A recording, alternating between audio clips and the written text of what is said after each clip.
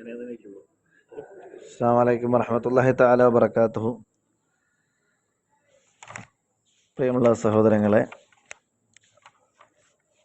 ഇൽമുൽ ബലാഗത്തിൻ്റെ പ്രധാനപ്പെട്ട ഒരു ക്ലാസ്സിലേക്കാണ് നമ്മൾ പ്രവേശിക്കുന്നത്. ഫസാഹത്ത്, ബലാഗത്ത് എന്നീ രണ്ട് യാഥാർത്ഥ്യങ്ങൾ, രണ്ട് സംഗതികൾ, രണ്ട് സംജ്ഞകൾ, ഇത് വിശുദ്ധ ഖുർആനിൻ്റെ സാഹിത്യ അലങ്കാരത്തിൻ്റെ രണ്ട് ചേരുവകളാണ്. ഫസാഹത്തിലും ബലാഗത്തിലും വിശുദ്ധ ഖുർആൻ അത്യുന്നതങ്ങളിൽ എത്തിയതുകൊണ്ടാണ് വിശുദ്ധ ഖുർആനോളം എത്തുവാൻ മറ്റൊരു ഗ്രന്ഥത്തിന് കഴിയാതിരുന്നതും ലോകത്തിനോട് നടത്തിയ വെല്ലുവിളി ഇന്നേവരെയും ഏറ്റെടുക്കപ്പെടാതെ ഖുർആൻ അജയ്യമായി നിലനിൽക്കുന്നതിൻ്റെയും പ്രധാന കാരണം. ഇത് വിശുദ്ധ ഖുർആനിൻ്റെ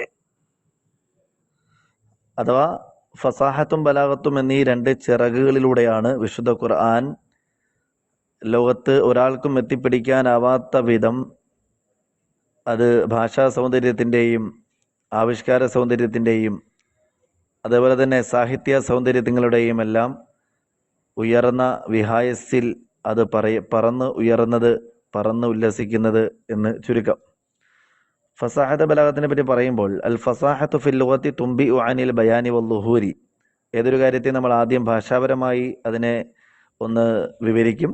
രണ്ടാമത് സാങ്കേതികമായി, അഥവാ നമ്മളുടെ ഈ ഒരു പ്ലാറ്റ്ഫോമിൽ നമ്മൾ ചർച്ച ചെയ്യുന്ന ഈ ഇൽമുൽ ബലാഗത്ത് എന്ന് പറയുന്ന പ്ലാറ്റ്ഫോമിൽ അതിൻ്റെ മീനിങ് എന്താണ് എന്ന് നമ്മൾ വിശദീകരിക്കും. ഇതാണ് നമ്മളുടെ ഒരു പൊതുവായ രീതി. എല്ലാ കിതാബുകളിലും ഓരോ സാങ്കേതിക പദങ്ങൾ പറയുമ്പോഴും അതിൻ്റെ ഭാഷാപരമായ അർത്ഥം പറയാറുണ്ട്. അങ്ങനെ വരുമ്പോൾ ഫസാഹത്ത് എന്ന് പറഞ്ഞാൽ ഫിൽഗത്തി ഭാഷാർത്ഥത്തിൽ തുംബിയു, അത് അറിയിക്കുന്നു, അനിൽ ബയാനി വല്ലുഹൂരി, അനിൽ ബയാനി വ്യക്തതയും, വല്ലുഹൂരി പ്രകടമാകലും, അഥവാ വ്യക്തമാകുക, പ്രകടമാകുക എന്നുള്ള അർത്ഥമാണ് ഫസാഹത്തിന് ഭാഷാപരമായി നമുക്ക് പറയാനുള്ളത്.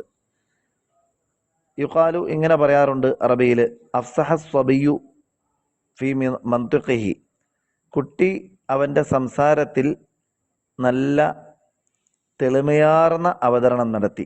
ഇദാ ബാന, ആ സംസാരം വ്യക്തമായാൽ, വലഹറ കലാമുഹു, ആ കുട്ടിയുടെ സംസാരം വളരെ പ്രകടമായി മനസ്സിലാവുകയും ചെയ്താൽ.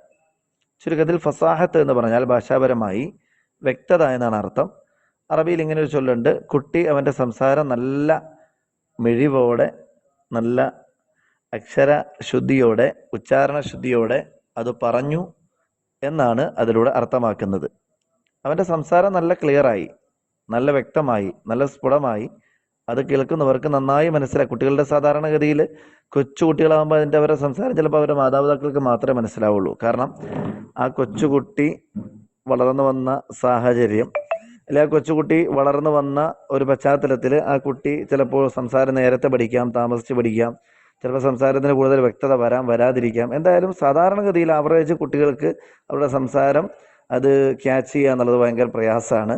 മാതാപിതാക്കൾക്ക് മാത്രമേ ചിലപ്പോൾ അത് ക്യാച്ച് ചെയ്യാൻ കഴിയുള്ളൂ, കുഞ്ഞു കുട്ടികളുടെ. പക്ഷെ ആ കുട്ടി അല്പം എന്ത് ചെയ്യുക, ഒരു വയസ്സ്, 2 വയസ്സ്, അങ്ങനെ ഓരോ വയസ്സ് കയറി വരുമ്പോൾ ആ കുട്ടിയുടെ സംസാരത്തിന് നല്ല ഒരു വ്യക്തത വരും, നല്ല സ്ഫുടമായിട്ട് സംസാരിക്കാൻ ആ കുട്ടി കഴിയും. അപ്പോൾ ആ പ്രായം എത്തുമ്പോൾ സാധാരണ അഫ്സഹ സബിയു ഫി മന്തിഖിഹി എന്ന് അറബിയിൽ പറയാറുണ്ട്. ചുരുക്കത്തിൽ വ്യക്തതയാണ് ഫസാഹത്തിന്റെ ഭാഷാപരമായ അർത്ഥം എന്ന് പറയുന്നത്. അപ്പോൾ ഇനി സാങ്കേതികമായി ഫസാഹത്ത് എന്ന് പറഞ്ഞാൽ എന്താണ്? തഖഉ, ഈ ഫസാഹത്ത് വരുന്നതാണ് ഫിലിസ്തുലാഹി, സാങ്കേതികമായി, വസ്ഫൻ, അതൊരു വിശേഷണമായിട്ട്, ലിൽ കലിമത്തി, ഒരു പദത്തിൻ്റെ, വൽ കലാമി, അതുപോലെ പദങ്ങൾ കൂടിച്ചേർന്ന വാക്യത്തിൻ്റെ, വൽ മുത്തക്കല്ലിമി, അതുപോലെ പദങ്ങൾ കൂടിച്ചേർന്ന വാക്യങ്ങൾ സംസാരിക്കുന്ന ആളുടെ എന്ന് പറഞ്ഞാൽ സാങ്കേതികമായി ഫസാഹത്ത് എന്ന് പറഞ്ഞാൽ അതൊരു പദം, എന്ത് ചെയ്യുക, ഫസാഹത്തുള്ള പദം എന്നും പറയാറുണ്ട്, ഫസാഹത്തുള്ള വാക്യം എന്നും പറയാറുണ്ട്, ഫസാഹത്തുള്ള ഒരു വ്യക്തി എന്നും പറയാറുണ്ട്, അല്ലെങ്കിൽ ഫസാഹത്തുള്ള പ്രഭാഷകൻ, ഫസാഹത്തുള്ള ഒരു സംസാരിക്കുന്നവൻ, ഒരു ഉപദേശകൻ, എന്താണോ ഒരു കാര്യം പറയുന്ന ആള്. അപ്പോൾ ചുരുക്കി പറഞ്ഞാൽ ഈ 3 കാര്യങ്ങൾക്കും ഫസാഹത്ത് ഉണ്ട് എന്ന് പറയാറുണ്ട്. അതാണ് പറഞ്ഞത് കലിമത്തിനും കലാമിനും മുത്തക്കല്ലിമിനും, അഥവാ പദങ്ങൾക്കും പദങ്ങൾ കൂടി ചേർന്ന വാക്യങ്ങൾക്കും ഈ വാക്യങ്ങൾ സംസാരിക്കുന്ന ആൾക്കും ഈ ഫസാഹത്തിനെ സിഫത്തായിട്ട് പറയുമെന്ന് പറഞ്ഞാൽ ഈ മൂന്നിലും ഫസാഹത്ത് നമുക്ക് പറയാൻ കഴിയും. അത് മൂന്നിലും 3 രൂപത്തിലായിരിക്കും എന്ന് മാത്രം. അതാണ് ഇനി നമ്മൾ ബാക്കിൽ എന്ത് ചെയ്യുക, അത് വിശദീകരിക്കാൻ വേണ്ടി പോകുന്നത്. അപ്പോൾ ഒന്നാമത് കെലിമത്തിന്റെ ഫസാഹത്ത്, അതായത് ഒരു പദം ഫസീഹായിരിക്കണം എന്ന് പറഞ്ഞാൽ, അപ്പോൾ നമ്മളിനി പറയാൻ പോകുന്നത് ഒരു പദം ഫസീഹാണ് എന്ന് പറയുകയാണെങ്കിൽ അതിന്റെ മാനദണ്ഡം ഏതൊക്കെയാണ്, എന്ത് മാനദണ്ഡത്തിലാണ് അത് പറയുക, അല്ലേ? നമുക്ക് ഒരാളെ പറ്റി അയാൾ ഒരു വിവേകമുള്ള ആളാണ് എന്ന് പറയണമെങ്കിൽ നമുക്ക് ചില മാനദണ്ഡങ്ങൾ ഉണ്ടാവും, അല്ലേ? അയാളുടെ പണമോ അയാളുടെ ജോലിയോ അല്ലെങ്കിൽ അയാളുടെ മറ്റേതെങ്കിലും നിലയിൽ കൂടിയുള്ള കുടുംബ മഹിമയോ ഒന്നുമല്ല ഒരാളുടെ പക്വതയും അല്ലെങ്കിൽ അയാളുടെ വിവേകവും നമുക്ക് എന്ത് ചെയ്യുക, അടയാളപ്പെടുത്തുന്ന മാനദണ്ഡങ്ങൾ. മറിച്ച് അയാളുടെ പെരുമാറാനുള്ള അയാളുടെ വിവേചന ശക്തിയും വിവേചന ബുദ്ധിയും വിവേകപരമായ അദ്ദേഹത്തിന്റെ പെരുമാറ്റ രീതി, ഇതൊക്കെയാണ് അയാളുടെ വിവേകത്തെ അഡ്രസ് ചെയ്യുന്ന മാനദണ്ഡങ്ങൾ എന്ന് നമുക്കറിയാം. ചുരുക്കത്തിൽ അപ്പോൾ ഇതേപോലെ ഒരു കെലിമത്തിന്റെ ഫസാഹത്ത് നമുക്ക് ഏത് മാനദണ്ഡത്തിൽ നമുക്കതിനെ വിലയിരുത്താം. ഒരു കലാമിന്റെ ഒരു വാക്യത്തിന്റെ ഫസാഹത്ത് നമുക്ക് ഏത് അർത്ഥത്തിൽ അതിനെ വിലയിരുത്താം. അല്ലെങ്കിൽ ഒരു മുത്തക്കല്ലിം, ഒരു പറയുന്ന ആള്, പ്രഭാഷകൻ, ഒരു കവി അല്ലെങ്കിൽ ഒരു സംസാരിക്കുന്നവൻ, നമ്മളോട് വർത്തമാനം പറയുന്നവൻ, അവന് ഫസാഹത്തുണ്ട് അല്ലെങ്കിൽ അവൻ ഫസീഹാണ് എന്ന് ഏതർത്ഥത്തിൽ വിലയിരുത്താം എന്നാണ് നമ്മൾ ഇനി 3 എന്ത് ചെയ്യുക വിഷയവും 3ആയി തന്നെ ഇവിടെ വിശദീകരിക്കാൻ വേണ്ടി പോകുന്നത്. അപ്പൊ നമ്മളിനി പറയാൻ പോകുന്നത്, അപ്പോൾ ഒരു പദം ഫസീഹായിരിക്കുന്ന മാനദണ്ഡം എന്തൊക്കെയാണ്? ഫസാഹത്തുൽ കെലിമത്തി, ഒരു കെലിമത്തിന്റെ ഒരു പദത്തിന്റെ ഫസാഹത്ത് എന്ന് പറഞ്ഞാൽ സലാമത്തുഹ, അത് ഒഴിവായിരിക്കുക എന്നുള്ളതാണ്, അത് സുരക്ഷിതമായിരിക്കുക എന്നുള്ളതാണ്. മിൻ തനാഫുരിൽ ഹുറൂഫി, അക്ഷരങ്ങളുടെ ഉച്ചാരണ ഭാരത്തിൽ നിന്നും, മുഖാലഫത്തുൽ ഖിയാസി, പ്രസിദ്ധമായ നിയമത്തിന് വിരുദ്ധമാകുന്നതിൽ നിന്നും, വൽ ഖറാബത്തി, അതുപോലെ തന്നെ എന്താണ് അവ്യക്തമായ ആശയം ആകുന്നതിൽ നിന്നും.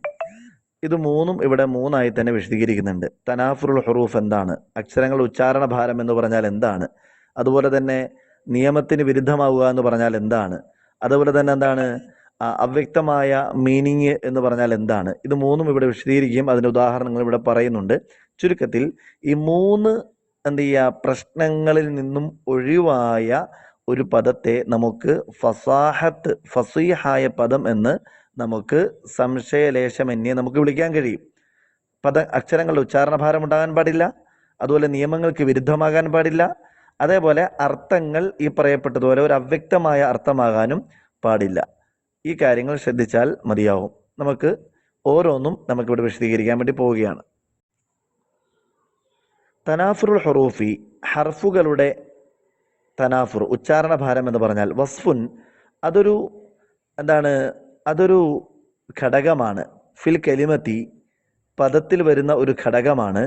യൂജിബു, അത് ഉണ്ടാക്കി തീർക്കുന്നു. സിഖലഹ, ആ പദത്തിന്റെ ഭാരമുണ്ടാക്കി തീർക്കുന്നു. അലൽ ലിസാനി, നാവിൽ ആ പദം ഒരു ഭാരമാക്കി തീർക്കുന്ന ഒരു ഘടകം എന്താണ്, ഒരു പദത്തിൽ വന്നു കഴിഞ്ഞാൽ അതാണ് തനാഫുറുൽ ഹുറൂഫ് എന്ന് പറയുന്നത്. ഉസ്റൻ നുത്ഖി ബിഹ, അതുപോലെ ആ പദം മൊഴിയുന്നതിന് പ്രയാസമുണ്ടാക്കി തീർക്കുന്നു. അപ്പോൾ ആ പദം മൊഴിയുന്നതിന് പ്രയാസമുണ്ടാക്കി തീർക്കുക, നാവിൽ ആ പദം ഒരു ഭാരമാക്കി തീർക്കുക, ഇങ്ങനെ എന്താണ് ഭാരമാക്കി തീർക്കുന്ന ഒരു ഘടകം അത് ആ പദത്തിൽ ഉണ്ട് എങ്കിൽ ആ പദത്തിൽ തനാഫുറുൽ ഹുറൂഫ് എന്ന് പറയുന്ന ഒരു സംഗതി ഉണ്ട്. അഥവാ അക്ഷരങ്ങൾ ഉച്ചാരണ ഭാരം ഉള്ളത് കൊണ്ടാണ് ഇങ്ങനെ അത് പറയാൻ ബുദ്ധിമുട്ടായി തീരുന്നത്, നാവിൽ അത് ഭാരമായി തീരുന്നത്. ഉദാഹരണം നോക്കാം. നഹ്വു അല്ലിഷി, ലിഷ് എന്ന് പറയുക ലിൽ മൗദിഇൽ ഖശിനി, എന്താണ് ഒരു പരുപരുത്ത സ്ഥലങ്ങൾക്ക്, മയമില്ലാത്ത മിനുസമില്ലാത്ത ഒരു പരുപരുത്ത സ്ഥലങ്ങൾക്ക് ലിഷ് എന്ന് പറയും. അതിന് ഈ പറയപ്പെട്ടതുപോലെ ലാഉം ഷീനും ഒരുമിച്ച് വരുമ്പോൾ ആ അക്ഷരങ്ങളുടെ എന്താണ് അത് ഉച്ചാരണ ഭാരം ഉണ്ട് എന്നുള്ളത് അത് വ്യക്തമാണ്. വൽ ഹു, ആദ്യത്തെക്കാളും ഭാരമാണ് രണ്ടാമത്തത്. പറയുമ്പോൾ തന്നെ നമുക്കറിയാം.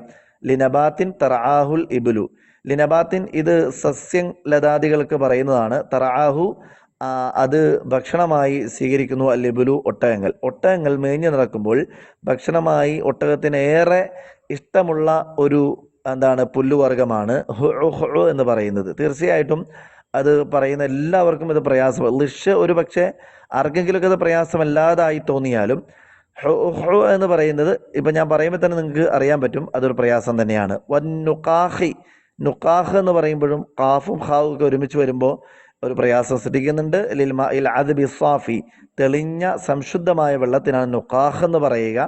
വൽ മുസ്തഷ്സിരി, മുസ്തഷ്സിർ എന്ന് പറയലിൽ മഫ്തൂലി, പിന്നിയിട്ട മുടിക്ക്, മുടി ഇങ്ങനെ എന്ത് ചെയ്യുക, ഇങ്ങനെ അഴിച്ചിടാതെ അതിനെ പിന്നി മനോഹരമാക്കി ഇടുന്നതിനാണ് മുസ്തഷ്സിർ എന്ന് പറയുന്നത്. ചുരുക്കത്തിൽ ഈ പദങ്ങളെല്ലാം അതിന് സമാന്തരമായി മറ്റു പദങ്ങളും നമുക്ക് അറബി ഭാഷയിൽ കിട്ടുന്നുണ്ട്, ലഭ്യമാണ്, അവൈലബിൾ ആണ്.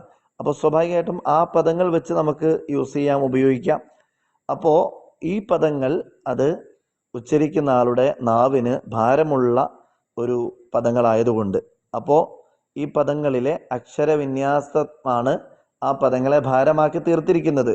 തനാഫുറുൽ ഹുറൂഫ് എന്ന് പറയുന്ന ഒരു പ്രശ്നം ഈ പദത്തിൽ വന്നതുകൊണ്ടാണ് ഇത് ഭാരമായി തീർന്നത്. ചുരുക്കത്തിൽ ഇങ്ങനെ നാവിന് ഭാരമുള്ള ഒരു അറബി ഭാഷയെപ്പറ്റി ജ്ഞാനമുള്ള ഒരു സന്തുലിതമായ രൂപത്തിൽ അറബി ഭാഷയെ കൈകാര്യം ചെയ്യുന്ന ഒരാൾക്ക് ഒരു നാവിൽ ഭാരമായി ഒരു പദം തോന്നുകയാണെങ്കിൽ ഇത്തരത്തിൽ അത് തീർച്ചയായിട്ടും ഫസാഹത്തിൽ നിന്നും അത് ഒഴിവായതായിരിക്കും.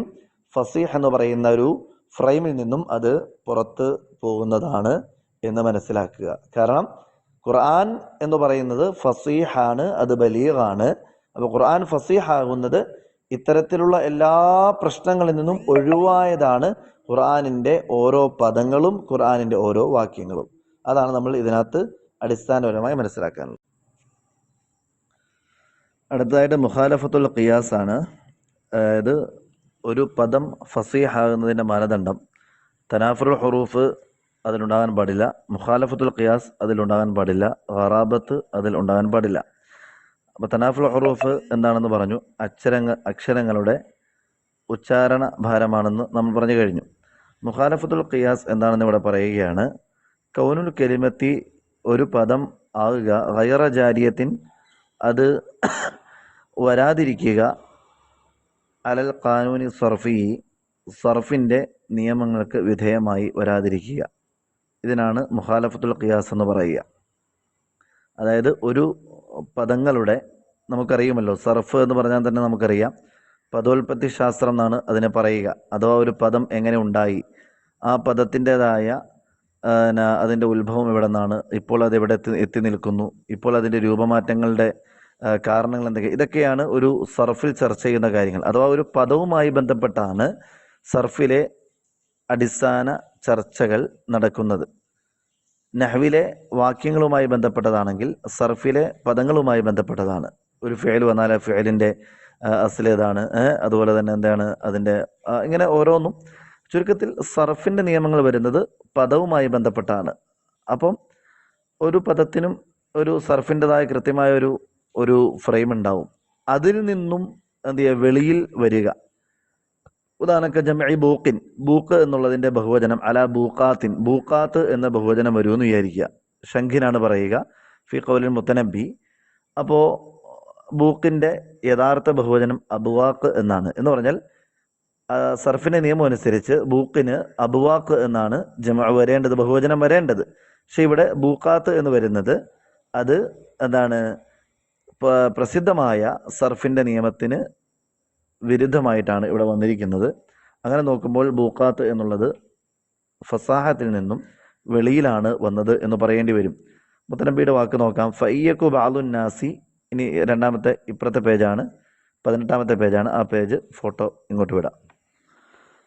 അപ്പോൾ മുത്തനബിയുടെ വാക്ക്, ഫയ്യക്കു ബാലുൻ നാസി സൈഫൻ ലി ദൗലത്തിൻ, ചില ആളുകൾ രാജ്യത്തിൻ്റെ വാളുകൾ ആണെങ്കിൽ, ഫഫിന്നാസി ജനങ്ങളിലുണ്ട്, ബൂക്കാത്തുൻ ലഹ വ തുബൂലുൻ, ആ ജനങ്ങളിൽ ആ രാജ്യത്തിൻ്റെ ശംഖുകളും അതേപോലെ തന്നെ തുബൂലുൻ, അവിടെയുള്ള തബലകളും എല്ലാം ആയിട്ട് ആളുകളുണ്ട്. അതായത് വാളുകളായിട്ട് ആളുകളുണ്ടെങ്കിൽ അതേപോലെ ചെണ്ടകളും ശംഖുകളുമായിട്ടും ആളുകളുണ്ട്. എന്ന് പറഞ്ഞാൽ ആളുകളെ ആകർഷിക്കാൻ മറ്റു പല വിഭാഗത്തിൽപ്പെട്ടവരും ഉണ്ടാവും.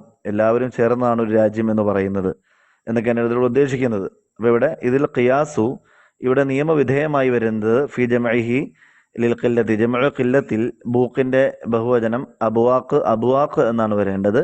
ഇവിടെ എന്ത് ചെയ്തിരിക്കുന്നു, ബൂക്കാത്ത് എന്ന് വന്നിരിക്കുന്നു. അത് സർഫിൻ്റെ സാമാന്യ നിയമങ്ങൾക്ക് വിരുദ്ധമാണ്. അതുകൊണ്ട് ഫസാഹത്തിൽ നിന്നും ഈ പദം പുറത്താണ് എന്ന് നമുക്ക് സംശയലേശം എന്നെ പറയാൻ കഴിയും. അതുപോലെ തന്നെ വേറൊരു വാക്ക് നമുക്ക് മൗദദത്തിൻ, മൗദദത്ത് എന്ന വാക്ക് ഫി ഖൗലിഹി ഇന്ന ബനിയ, എൻ്റെ മക്കൾ, അല്ലലി ആമുൻ സഹദത്തുൻ, ആക്ഷേപാർഹരാണ്, സഹദത്തുൻ മൂല്യങ്ങൾ കൈയൊഴിഞ്ഞവരാണ് എൻ്റെ മക്കൾ, മാലി എനിക്കില്ല, ഫി സുദൂരിഹിം അവരുടെ ഹൃദയങ്ങളിൽ എനിക്ക് മിൻ മൗദദത്തിൻ യാതൊരു സ്നേഹവും ബാക്കിയില്ല എന്ന് പറയുകയാണ്. അഥവാ അവരുടെ ഹൃദയത്തിൽ എനിക്കൊരു സ്നേഹത്തിന്റെ ഒരു ഇരിപ്പിടം ഇല്ല. അപ്പോൾ ശരിക്കും വൽ ഖിയാസു, ഇവിടെ ഖിയാസ് മവദ്ദത്തുൻ എന്നാണ് ബിൽ ഇദ്ഗാമി, ഇദ്ഗാമോടുകൂടി. മൗദദത്ത് എന്ന ഫക്കുൽ ഇദ്ഗാം, ഇദ്ഗാമിനെ അഴിച്ച് ചില സ്ഥലങ്ങളിൽ പറയാറുണ്ട്. പക്ഷെ എല്ലാ സ്ഥലങ്ങളിലും ഇദ്ഗാമിനെ അഴിക്കുന്നത് ഫസാഹത്തല്ല. അതാണ് മവദ്ദത്തിൽ സംഭവിച്ചത്. മൗദദത്ത് എന്ന ഇദ്ഗാമിനെ അഴിച്ചു പറയുന്നത് ഇവിടെ ഫസാഹത്തല്ല, മവദ്ദത്ത്. ഈ ഇദ്ഗാം നടത്തുന്നത് തന്നെ നമ്മൾ ആ വാക്ക് വളരെ സരളമായി ഉച്ചരിക്കുന്നതിന് വേണ്ടിയാണ്. അപ്പോൾ ഇദ്ഗാം ചില സ്ഥലത്ത് മാത്രമേ അഴിക്കാൻ അനുവാദമുള്ളൂ. അപ്പോൾ എന്തായാലും എല്ലായിടത്തും പരിഗണിക്കുന്നത് ഉച്ചാരണം ഭംഗിയായി നടത്തണം, ഉച്ചാരണം ഭംഗിയായി നടക്കണം. ഇത് തന്നെയാണ് എല്ലാ സ്ഥലങ്ങളിലും പരിഗണിക്കുന്നത് എന്ന് നമുക്ക് ഇതിലൂടെയൊക്കെ മനസ്സിലാക്കാൻ കഴിയുന്നുണ്ട്. ചുരുക്കത്തിൽ ഈ രണ്ട് പദ്യങ്ങളിലും മൗദദത്തും അതുപോലെ ബൂക്കാത്തും ഇത് സർഫിന്റെ സാമാന്യ നിയമങ്ങൾക്ക് അപ്പുറത്ത് വന്നതുകൊണ്ട് ഇതിനെ ഫസാഹത്തിൽ നിന്നും നമുക്ക് വെളിയിലാണ് എന്ന് നമുക്ക് ഇതിനെ വിധിയെഴുതാൻ കഴിയും. ഇത് വന്നിരിക്കുന്ന രണ്ട് പദ്യങ്ങളും ആ പദ്യങ്ങളും ഫസാഹത്തിൽ നിന്നും വെളിയിൽ പോയി എന്ന് നമുക്ക് പദ്യകാരന്മാരുടെ എന്ത് അനിവാര്യതയാണെങ്കിൽ പോലും ഫസാഹത്തിൽ നിന്നും ഇത് വെളിയിലാണ് എന്ന് നമുക്ക് പറയാൻ കഴിയും. ഇതാണ് മുഖാലഫത്തുൽ ഖിയാസ്. ഇനി ഖറാബത്താണ് അടുത്ത് നമുക്ക് പറയാനുള്ളത്. ഖറാബത്ത് എന്താണ്? കൗനുൽ കലിമത്തി, ഒരു പദമാകുക, ഗൈറ ലാഹിറത്തിൽ മാന, ആശയം വ്യക്തമാകാതിരിക്കുക. ഓരോ പദങ്ങൾക്കും ഒരു ആശയം ഉണ്ടാവുമല്ലോ. ആ ആശയം വ്യക്തമായാലേ നമുക്ക് ഈ പറയപ്പെട്ടതുപോലെ ആശയ സംവേദനം സാധ്യമാവുകയുള്ളൂ. ഒരാളുമായി ഒരു ഇന്ററാക്ട്, ഒരാളുമായിട്ട് കമ്മ്യൂണിക്കേഷൻ ചെയ്യണമെങ്കിൽ വ്യക്തമായ ആശയങ്ങളുള്ള പദങ്ങൾ നമ്മൾ ഉച്ചരിച്ചിരിക്കണം. അപ്പോൾ ഒരാൾ ഉച്ചരിച്ച പദം അവ്യക്തമായ ആശയമുള്ളതാണെങ്കിൽ, എന്ന് പറഞ്ഞാൽ ഒരു ഫേമസ് ആയിട്ടുള്ള, അങ്ങനെ ഉപയോഗിച്ച് ശീലമില്ല, ഉപയോഗിച്ച് പോപ്പുലർ അല്ലാത്തൊരു പദമാണെങ്കിൽ, ഉദാഹരണം നഹു തക പോലെ ബിമാന ഇജ്തമാ ഒരുമിച്ച് കൂടി, വഫറൻ ഖഅ പോലെ ബിമാന ഇൻസറഫ പിരിഞ്ഞുപോയി, ഇത്തുലഹമ്മ പോലെ ബിമാന ഇഷ്തദ കഠിനമായി. അപ്പം തക ഇഫ്രൻ ഖഅ ഇത്തുലഹമ്മ എന്നത് മൂന്നും അറബി പദങ്ങൾ തന്നെയാണ്. പക്ഷേ അതിന് ഒരുമിച്ച് കൂടി വിരിഞ്ഞുപോയി അല്ലെങ്കിൽ കഠിനമായി എന്നുള്ള ഒരു ഫേമസ് ആയ മീനിങ് അത് നമുക്ക് കാണാൻ കഴിയില്ല. അതുകൊണ്ട് തന്നെ തീർച്ചയായിട്ടും ഇവിടെ എന്താണ് പറയുക, ആശയം അവ്യക്തമാണ് ഈ പദങ്ങളുടെ എന്നതിനാൽ ഇത് ഏതെങ്കിലും വാക്യത്തിൽ ഉപയോഗിച്ചിട്ടുണ്ടെങ്കിൽ ഈ പദം അത് ഫസാഹത്തിൽ നിന്നും വെളിയിലാണ് എന്ന് നമുക്ക് പറയേണ്ടി വരും. അടുത്തായിട്ട് ഫസാഹത്തുൽ കലാമാണ്. അപ്പം നമ്മളിവിടെ പറഞ്ഞു കഴിഞ്ഞാൽ കലിമത്തിൻ്റെ ഫസാഹത്ത് അഥവാ ഒരു പദത്തിൻ്റെ ഫസാഹത്ത് എങ്ങനെയായിരിക്കണം, അതിൻ്റെ തനാഫുൽ ഹുറൂഫ് ഉണ്ടാകാൻ പാടില്ല, അതുപോലെ മുഖാലഫത്തുൽ ഖിയാസ് ഉണ്ടാകാൻ പാടില്ല, ഖറാബത്ത് ഉണ്ടാകാൻ പാടില്ല. ഈ മൂന്ന് വിരുദ്ധമായ അല്ലെങ്കിൽ നെഗറ്റീവായ മൂന്ന് കാര്യങ്ങളിൽ നിന്നും ഒരു പദം എന്ന് സുരക്ഷിതമാകുന്നു അന്ന് ആ പദത്തെ ഫസീഹാണ് എന്ന് പറയാം എന്ന് വിശദമായി പറഞ്ഞു. ഇനി ഫസാഹത്തുൽ കലാം, ഒരു കലാമിൻ്റെ ഫസാഹത്ത് അഥവാ പല കലിമത്തുകൾ ഒരുമിച്ച് കൂടി പൂർണ്ണമായ ആശയം കിട്ടുന്നതിനാണ് കലാം എന്ന് പറയുക, പൂർണ്ണമായ വാക്യം. ആ പൂർണ്ണമായ വാക്യം എപ്പോഴാണ് ഫസീഹായി തീരുക? അതിനെ പറ്റിയാണ് പറയുന്നത്. സലാമത്തുഹു, ആ കലാം, ആ വാക്യം സുരക്ഷിതമാകലാണ് മിൻ തനാഫുരിൽ കലിമാത്തി മുജ്തമിഅത്തൻ, ഒരുമിച്ച് കൂടിയ അവസ്ഥയിൽ കലിമാത്തുകളുടെ തനാഫുറിൽ നിന്നും അത് സുരക്ഷിതമാകലാണ്. അഥവാ ഏതായാലും ഒന്നിലധികം പദങ്ങൾ ഒരുമിച്ച് കൂടിയാണ് ഒരു കലാം ഉണ്ടാകുക. ഏറ്റവും ചുരുങ്ങിയത് 2 പദം ഉണ്ടാകണമെന്നൊക്കെ നമ്മൾ പഠിച്ചിട്ടുണ്ട് നഹ്വിൻ്റെ ഭാഗത്ത്. ഇസ്മിയ ജുംല, ഫിഅലിയ ജുംല, ഇതാണ് കലാമിൻ്റെ 2 മുഖങ്ങൾ എന്ന് പറയുന്നത്. അപ്പോൾ ഈ ഒന്നിലധികം കലിമത്തുകൾ അത് ഒരുമിച്ച് കൂടുമ്പോൾ, ഒറ്റയ്ക്ക് കുഴപ്പമില്ലായിരിക്കും, പക്ഷെ ഒരുമിച്ച് കൂടുമ്പോൾ തനാഫുർ വന്നാൽ അത് പാടില്ല. അതാണ് ഒന്നാമത്തെ ഷർത്തായി പറയുന്നത്. അതായത് തനാഫുർ എന്ന് പറഞ്ഞാൽ നമ്മൾ പറഞ്ഞല്ലോ ഭാരമുണ്ടാകുക. അപ്പോൾ പദങ്ങൾ ഒരുമിച്ച് കൂടുന്ന സമയത്ത് അത് ഭാരമായി വരാൻ പാടില്ല. ഒമിൻ ലോഫി താലീഫി, അതുപോലെ തന്നെ ലോഫു താലീഫിൽ നിന്നും ഒഴിവായിരിക്കണം. ലോഫു താലീഫിനെ പറ്റി ഡീറ്റെയിൽ ആയിട്ട് പുറകെ പറയുന്നതാണ്. അഥവാ പ്രസിദ്ധമായ ഒരു ഗ്രാമർ നിയമത്തിൽ നിന്നും, പ്രസിദ്ധമായ ഒരു വ്യാകരണ നിയമത്തിൽ നിന്നും പുറത്തു വരുന്നത് ആകരുത്. ഇതാണ് ളുഅഫ് താരീഫ് കൊണ്ട് ഉദ്ദേശിക്കുന്നത്. അതായത് ക്രോഡീകരണത്തിൻ്റെ ദൗർബല്യം എന്നാണ് അതിന് നേർക്ക് നേരെ അർത്ഥം പറയുക. ക്രോഡീകരണത്തിൻ്റെ ദൗർബല്യം എന്ന് പറയുമ്പോൾ പ്രസിദ്ധമായ ഒരു വ്യാകരണ നിയമത്തിന് പുറത്തു വരിക എന്നുള്ളതാണ് അതുകൊണ്ട് ഉദ്ദേശിക്കുന്നത്. ഒമിനെ താക്കീദിൽ നിന്നും ഒഴിവായിരിക്കണം. താക്കീദ് എന്ന് പറഞ്ഞാൽ അവിടെ അവ്യക്തമാകുക എന്നുള്ളതാണ് അവിടെ താക്കീദ് കൊണ്ട് ഉദ്ദേശിക്കുന്നത്. താക്കീദ് ശരിക്കും കെട്ടുപാടുകൾ വരുത്തുന്നതിനാണ് പറയുക, അതായത് കെട്ടിടുക. കാരണം ഒരു കെട്ടിടുമ്പോൾ അത് അവ്യക്തമാവും സ്വാഭാവികമായിട്ടും. അതാണ് താക്കീദ് കൊണ്ട് ഇവിടെ ഉദ്ദേശിക്കുന്നത്. അതായത് ഉദ്ദേശിക്കുന്ന ആശയത്തെ കൃത്യമായി എന്ത് ചെയ്യുക, പ്രതിഫലിപ്പിക്കാൻ കഴിയാതിരിക്കുക, പ്രകാശിപ്പിക്കാൻ കഴിയാതിരിക്കുക. ചുരുക്കത്തിൽ ഈ 3 കാര്യത്തിൽ നിന്നും കലാം ഒഴിവാകണം. നാലാമത്തെ ഫസാഹത്തി കലിമാത്തി, ആ കലാമിൽ ഉപയോഗിച്ചിരിക്കുന്ന എല്ലാ കലിമാത്തുകളും ഫസീഹായിരിക്കുകയും വേണം. 4 കാര്യങ്ങളാണ് ഒരു കലാമിൻ്റെ ഫസാഹത്തിന് അനിവാര്യമായിട്ടുള്ളത്. ഒന്ന്, ആ കലാം ഉണ്ടാകാൻ കാരണമായ കലിമാത്തുകൾ, അത് 2, 3, 4 എത്രയായിക്കോട്ടെ, ഒന്നിലധികം, ആ കലിമാത്തുകൾ ഒരുമിച്ച് കൂടുമ്പോൾ, അടുക്കി വയ്ക്കുമ്പോൾ അവിടെ ഒരു തനാഫുർ വരാൻ പാടില്ല, അഥവാ മൊഴിയാൻ ഒരു ബുദ്ധിമുട്ട് വരാൻ പാടില്ല. അതുപോലെ തന്നെ പ്രസിദ്ധമായ വ്യാകരണ നിയമത്തിന് വിരുദ്ധമാകാൻ പാടില്ല. അതുപോലെ തന്നെ ഉദ്ദിഷ്ട അർത്ഥത്തെ വ്യക്തമായി അറിയിക്കാത്തതും ആകാൻ പാടില്ല. ഈ 3 അടിസ്ഥാനപരമായ കാര്യത്തിൽ നിന്നും നെഗറ്റീവായ കാര്യത്തിൽ നിന്നും ഒഴിവാകുന്നതിനോടൊപ്പം ഫസാഹത്തി കലിമാത്തി, ആ കലാമിൻ്റെ എല്ലാ പദങ്ങളും നമ്മൾ നേരത്തെ ആദ്യം പറഞ്ഞ കലിമത്തുകളെല്ലാം ഫസീഹായിരിക്കണമെന്ന് പറഞ്ഞു. ആ കലിമത്തുകളെല്ലാം ഫസീഹായിരിക്കണം എന്ന് പറഞ്ഞ ആ ഒരു കാര്യം ഇവിടെയും പ്രത്യേകം പരിഗണിക്കപ്പെടുന്നതാണ്. അതായത് കലിമത്തുകൾ ഫസീഹായിരിക്കണം. അതുപോലെ തന്നെ ഈ കലിമാത്തുകൾ അടുക്കി വയ്ക്കുമ്പോൾ അവിടെ തനാഫുർ ഉണ്ടാകരുത്. അത് പ്രസിദ്ധമായ നിയമത്തിന് വിരുദ്ധമാകാൻ പാടില്ല. അതുപോലെ ഉദ്ദിഷ്ട ആശയം അറിയിക്കുന്നതിൽ ഒരവ്യക്തതയും വരാൻ പാടില്ല. ഇത്രയും കാര്യങ്ങളുണ്ടെങ്കിൽ കലാമ് ഫസീഹായി തീരുന്നതാണ്. അപ്പോൾ കലാമിൻ്റെ ഫസാഹത്തിൻ്റെ 4 കാര്യങ്ങൾ വളരെ കൃത്യമായി മനസ്സിലാക്കുക എല്ലാവരും. അപ്പോൾ ഇവിടെ നമ്മൾ തനാഫുറുൽ കലിമാത്തിനെ പറ്റി പറഞ്ഞിരുന്നു. കലിമാത്തുകൾ തനാഫുർ ഉണ്ടാകാൻ പാടില്ല എന്ന് പറഞ്ഞിരുന്നു. ആ തനാഫുറിനെ പറ്റി ഇവിടെ പറയുകയാണ്. തനാഫുർ വസ്ഫുൻ ഫിൽ കലാമി യൂജിബു സിഖലഹു അല നിസാനി. വസ്ഫുൻ ഫിൽ കലാമി, കലാമിലുള്ള ഒരു സംഗതിയാണ്, ഒരാശയമാണ്, അല്ലെങ്കിൽ ഒരു വിശേഷണമാണ്. യൂജിബു സിഖലഹു, അത് ഭാരം ഉണ്ടാക്കി തീർക്കുന്നു, അല ലിസാനി, നാവിന്, വ ഉസ്റൻ നുത്ഖ് ബിഹി, അത് മൊഴിയുന്നതിന് പ്രയാസം ഉണ്ടാക്കി തീർക്കുന്നു. ഇതാണ് തനാഫുർ എന്ന് പറഞ്ഞാൽ. അപ്പോൾ തനാഫുറുൽ ഹുറൂഫ് നമ്മൾ പറഞ്ഞിരുന്നു, അതായത് അക്ഷരങ്ങൾ മൊഴിയാൻ ബുദ്ധിമുട്ടായി വരിക, ഇതാണ് തനാഫുറുൽ ഹുറൂഫ്. ഇവിടെ തനാഫുറുൽ കലിമാത്താണ് ഇവിടെ, കാരണം ദറജ കൂടുതലാണ്. കലിമത്ത് എന്ത് ചെയ്യുക, കലിമത്തിൻ്റെ ഫസാഹത്ത് തനാഫുറുൽ ഹുറൂഫിൽ നിന്നും ഒഴിവായിരിക്കണം. കലാമിൻ്റെ ഫസാഹത്ത് തനാഫുറുൽ കലിമാത്തിൽ നിന്നും ഒഴിവായിരിക്കണം. തനാഫുറുൽ കലിമാത്ത് എന്നുള്ളത് പറയുമ്പോൾ തനാഫുർ എന്താണെന്ന് ഇവിടെ ഒന്നും കൂടി റിപ്പീറ്റ് ചെയ്തെന്ന് മാത്രമേ ഉള്ളൂ. അപ്പോൾ നമുക്കൊരു പദ്യം നോക്കാം. ഫി റഫ്ഇ അർശി ശറഇ മിസ്ലുക യശ്റഉ. ഫി റഫ്ഇ അർശി ശറഇ മിസ്ലുക യശ്റഉ. ഷറഇൻ്റെ സിംഹാസനത്തെ, അഥവാ ഇസ്ലാമിക നിയമത്തിൻ്റെ സിംഹാസനത്തെ ഉയർത്തുന്നതിൽ മിസ്ലുക, താങ്കളെ പോലുള്ളവരാണ് യശ്റഉ, പ്രാരംഭം കുറിക്കേണ്ടത്.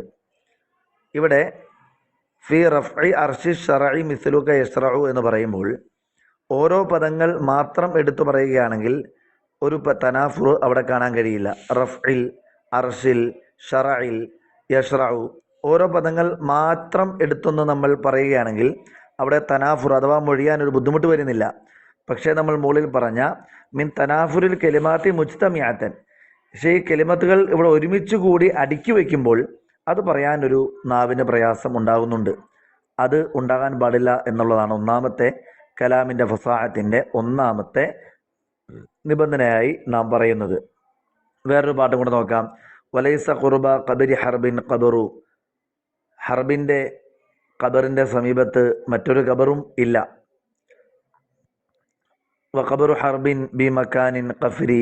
ഹർബിൻ്റെ ഖബർ ഒരു വിജനമായ ഒരു ഭൂമിയിലാണ് എന്ന് പറയുന്നൊരു പാട്ടാണിത്. അപ്പോൾ ഇവിടെ ഖുർബുണ്ട്, ഖബറുണ്ട്, ഹർബുണ്ട്, ഖബറുണ്ട്.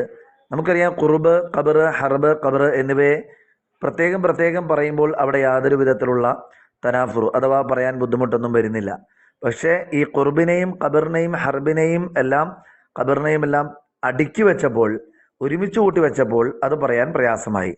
ഇതാണ് തനാഫുറുൽ കലിമാത്ത് എന്ന് പറയുന്നത്. തനാഫുറുൽ ഹുറൂഫിൻ്റെ അല്പം കൂടെ മുകളിലുള്ളതാണ് തനാഫുറുൽ കലിമാത്ത്. അഥവാ കലിമത്തുകൾ ഒറ്റയ്ക്ക് പറയുമ്പോൾ പ്രശ്നമില്ല, പക്ഷേ ഒരുമിച്ച് പറയുമ്പോൾ അവിടെ ആ കലിമത്തുകളെ അടുക്കി വെച്ചതിൻ്റെ ഒരു ശൈലി അത് നാവിന് പ്രയാസം ഉണ്ടാക്കി തീർക്കുന്നു. അതുപോലെ തന്നെ കരീമുൻ മത അംദഹുഹു അംദഹുഹു വൽവറ മഈ വഇദാ മാലും തുഹൂലും തുഹു വഹദി. കരീമുൻ അദ്ദേഹം മാന്യനാണ്, മത അംദഹുഹു ഞാൻ അദ്ദേഹത്തെ സ്തുതിക്കുമ്പോഴെല്ലാം, അംദഹുഹു ഞാൻ അദ്ദേഹത്തെ സ്തുതിക്കുന്നു, വൽവറ ജനങ്ങളും സ്തുതിക്കുന്നു, മഈ എന്നോടൊപ്പം, വഇദാ മാലും തുഹു ഞാൻ അദ്ദേഹത്തെ ആക്ഷേപിക്കുമ്പോൾ, ലും തുഹു ഞാൻ അദ്ദേഹത്തെ ആക്ഷേപിക്കുന്നു, വഹദി ഞാൻ മാത്രം. അഥവാ സ്തുതിക്കുമ്പോൾ എല്ലാവരും കൂടെയുണ്ട് സ്തുതിക്കാൻ, ആക്ഷേപിക്കുമ്പോൾ ഞാൻ ഒറ്റപ്പെടുന്ന അവസ്ഥ ഉണ്ടാകുന്നു. ഇവിടെയെല്ലാം ഈ പറയപ്പെട്ടതുപോലെ പദങ്ങൾ അടുക്കി വെച്ചതിലുള്ള ചില അസാംഗത്യങ്ങൾ അല്ലെങ്കിൽ അസ്വാഭാവികതകൾ അല്ലെങ്കിൽ ചില അശാസ്ത്രീയത, പദങ്ങൾ ഒറ്റയ്ക്ക് കുഴപ്പമില്ല, അടുക്കി വെച്ചതിലുള്ള അശാസ്ത്രീയത ഇവിടെ നാവിന് അത് പറയാനൊരല്പം പ്രയാസമുണ്ടാക്കി തീർക്കുന്നു. അതും കലാമിൻ്റെ ഫസാഹത്തിനെ ബാധിക്കുന്നതാണ്. ഒറ്റ വാക്കിൽ പറഞ്ഞാൽ ഒഴുക്കിനെ ബാധിക്കുന്നു എന്ന് നമുക്ക് പറയാം, അല്ലേ? അടുക്കി വെച്ചതിലുള്ള അശാസ്ത്രീയത അത് പറയുന്നതിൻ്റെ ഒഴുക്കിനെ ബാധിക്കുന്നു. അപ്പോൾ തനാഫുറു കലിമാത്ത് ക്ലിയറായി. ഇനി ലോഫ് താലീഫിലേക്ക് കിടക്കാം. അപ്പോൾ നമ്മൾ കലാമിൻ്റെ ഫസാഹത്ത് 3 കാര്യങ്ങളിൽ നിന്നും അത് ഒഴിവാവുകയും ചെയ്യണം, 4മതൊരു കാര്യം ഉണ്ടാവുകയും ചെയ്യണം. അതിൻ്റെ തനാഫുറുൽ കലിമാത്ത് ഇവിടെ നമ്മൾ പറഞ്ഞു കഴിഞ്ഞു. അപ്പോൾ അത് പ്രത്യേകം ശ്രദ്ധിക്കേണ്ടത്, ആ പദങ്ങൾക്ക് പ്രത്യേകിച്ച് മൊഴിയാൻ ബുദ്ധിമുട്ടൊന്നുമില്ല, പക്ഷേ പദങ്ങൾ അടുക്കി വച്ചിരിക്കുന്ന അശാസ്ത്രീയതയാണ് ഇവിടെ അത് മൊഴിയാൻ ബുദ്ധിമുട്ടാക്കിയിരിക്കുന്നത്. അപ്പോൾ ഇനി ലോഫു താരീഫിൽ നിന്നും ഒഴിവാകണമെന്ന് പറഞ്ഞു. ലോഫു താരീഫ് എന്താണെന്ന് നമുക്കൊന്ന് പരിശോധിക്കാം.